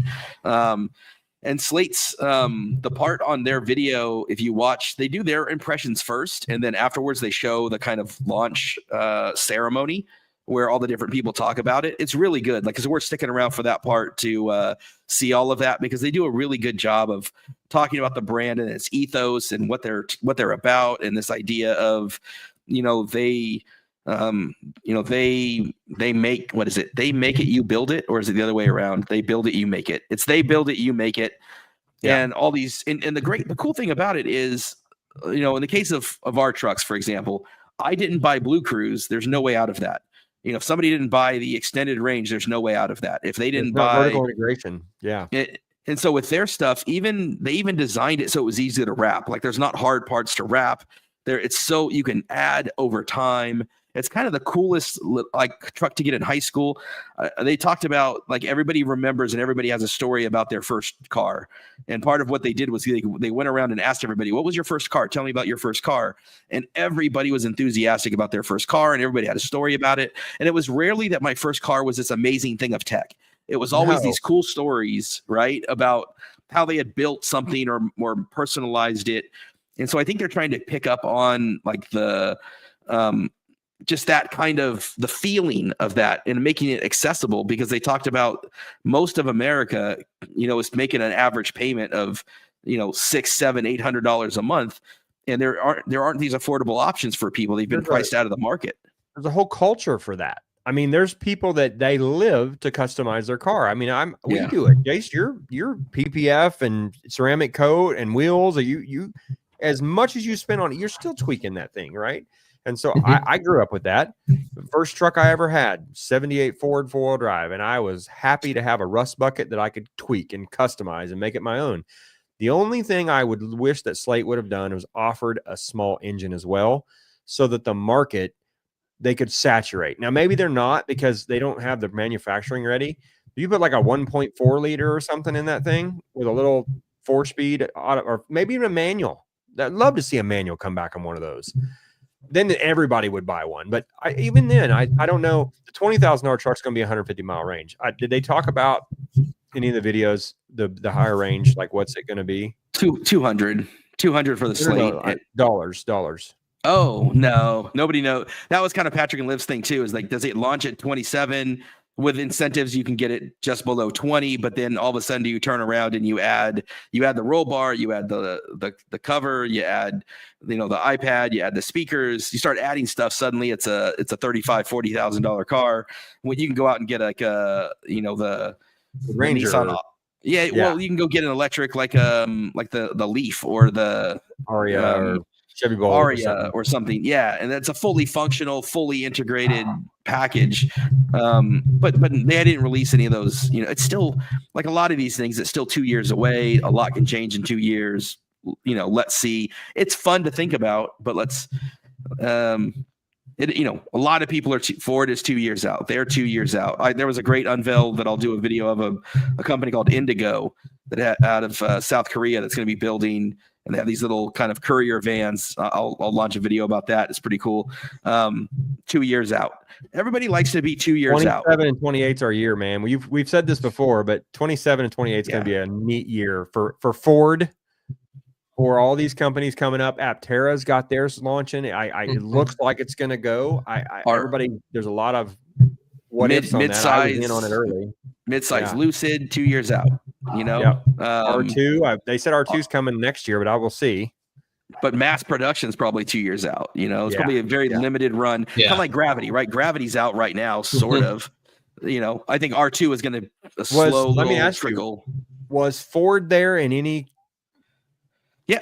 Are they showing stuff? Are they showing us anything, or is it still just typical non-transparency for the future? No, same stuff. Their Pro was there. I did a video at Pro. They had a Pepsi wrapped, a very cool Lightning, a Pro wrapped Lightning that showed all these cool. There was no back seat in it. The back seat had been removed, and there was a bunch of tools there.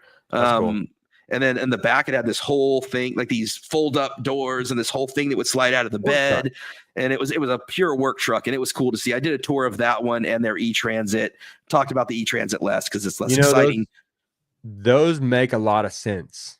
Those local contractor around town, 50, 80 miles a day, that to me where the Lightning makes sense, and they can charge their batteries, their stuff on. That makes a lot of sense to me. Honestly, it really doesn't make a lot of sense for guys like me when you try to mass appeal for. I want to tow across country with a Lightning, but I still do it just because somebody's got to do it, right? So there was nothing new or exciting. I say this all the time. I wouldn't expect there to be. And then when people talk about, I wish Ford would do X, Y, or Z, unless it's within the scope of what their software team can do for these modules, they're just not going to re-engineer motors and batteries and harnesses. I don't think you're going to see NACS put in there until they do a complete update of something.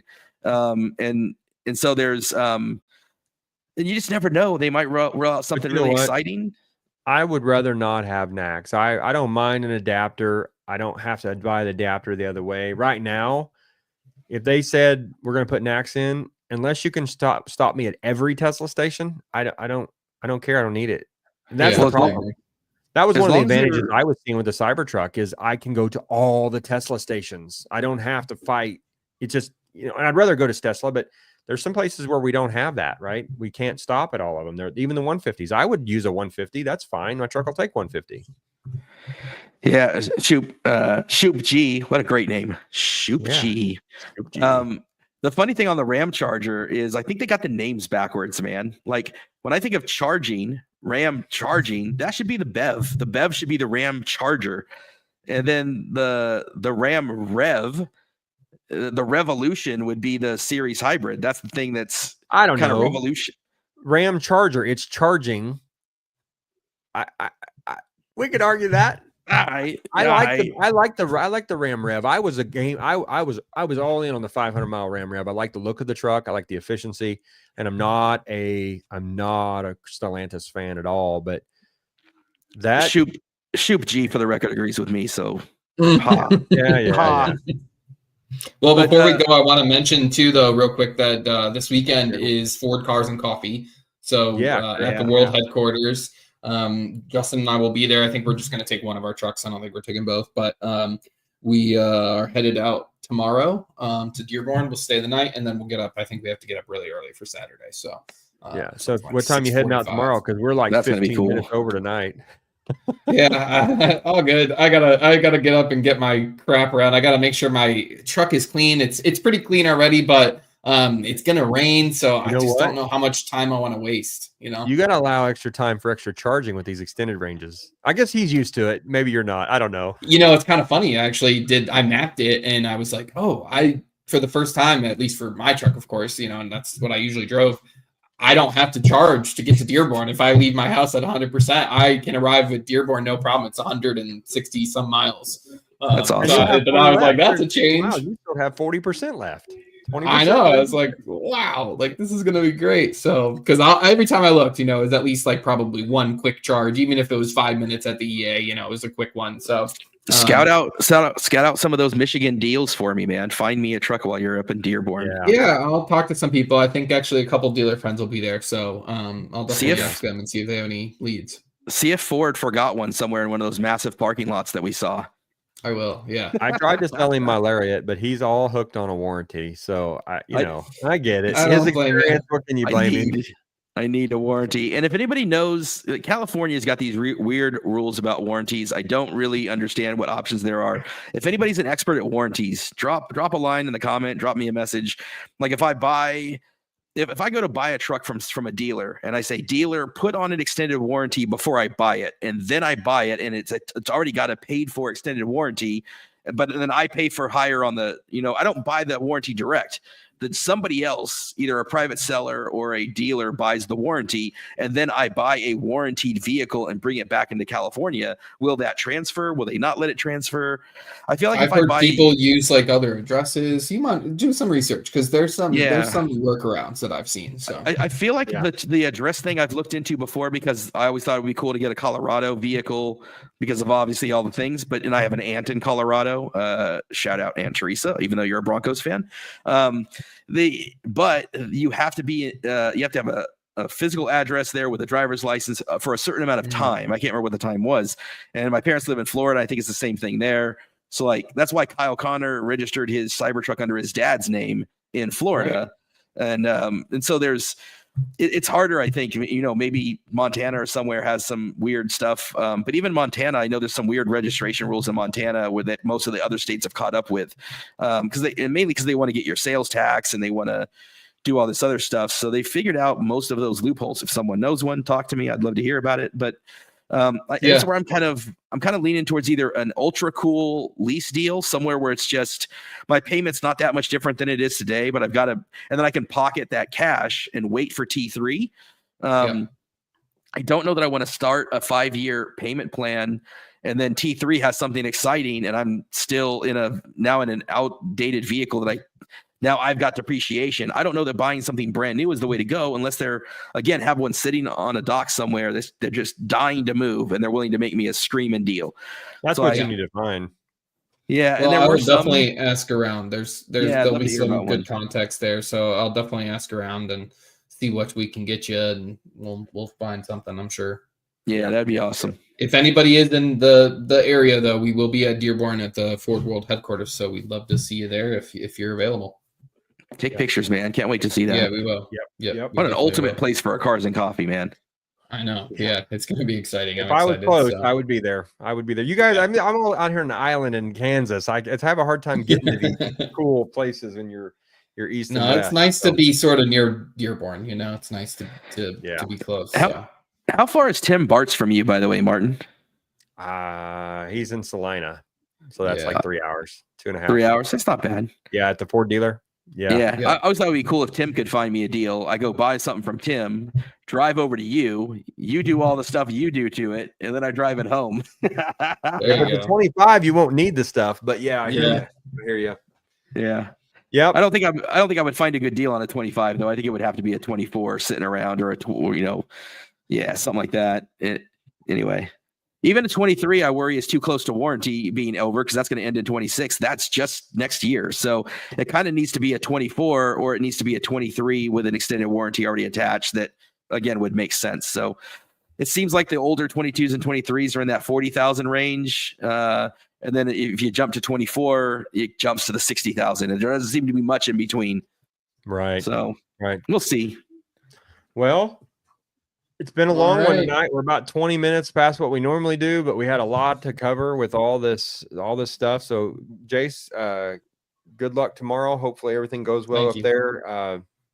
Try to keep it in the lines. I don't want to hear anything else about that. Yeah. And Chris, enjoy your Dodge Ram for the week. My Dodge Ram. You're stuck in that 3/4 ton for a minute, which is not all bad. Yeah, I want to see you just roll that thing up on a Tesla in California, and it's such a beast, man. It's such a beast. Did it even fit in the driveway when you got home? I don't park in the driveway anyway. Yeah, it just park in the driveway. Yeah. Yeah, it just sits out front anyway. So yeah.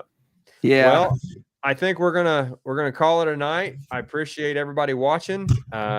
Join us next week if we can be here. I think we should be. So we'll have some more to report back and we've got 2 road trips. We got the one to Dearborn, and then Justin's got to go down to Hocking Hills for work, so he'll have another little fun road trip. So we'll report back and see how they went with the new trucks. Yep. And hopefully in the next month or so, I will have a lot more information on this gen set for the truck. So yeah, sounds good. All right. Well, we're gonna catch you all next time. Thanks everybody for watching, and we are out.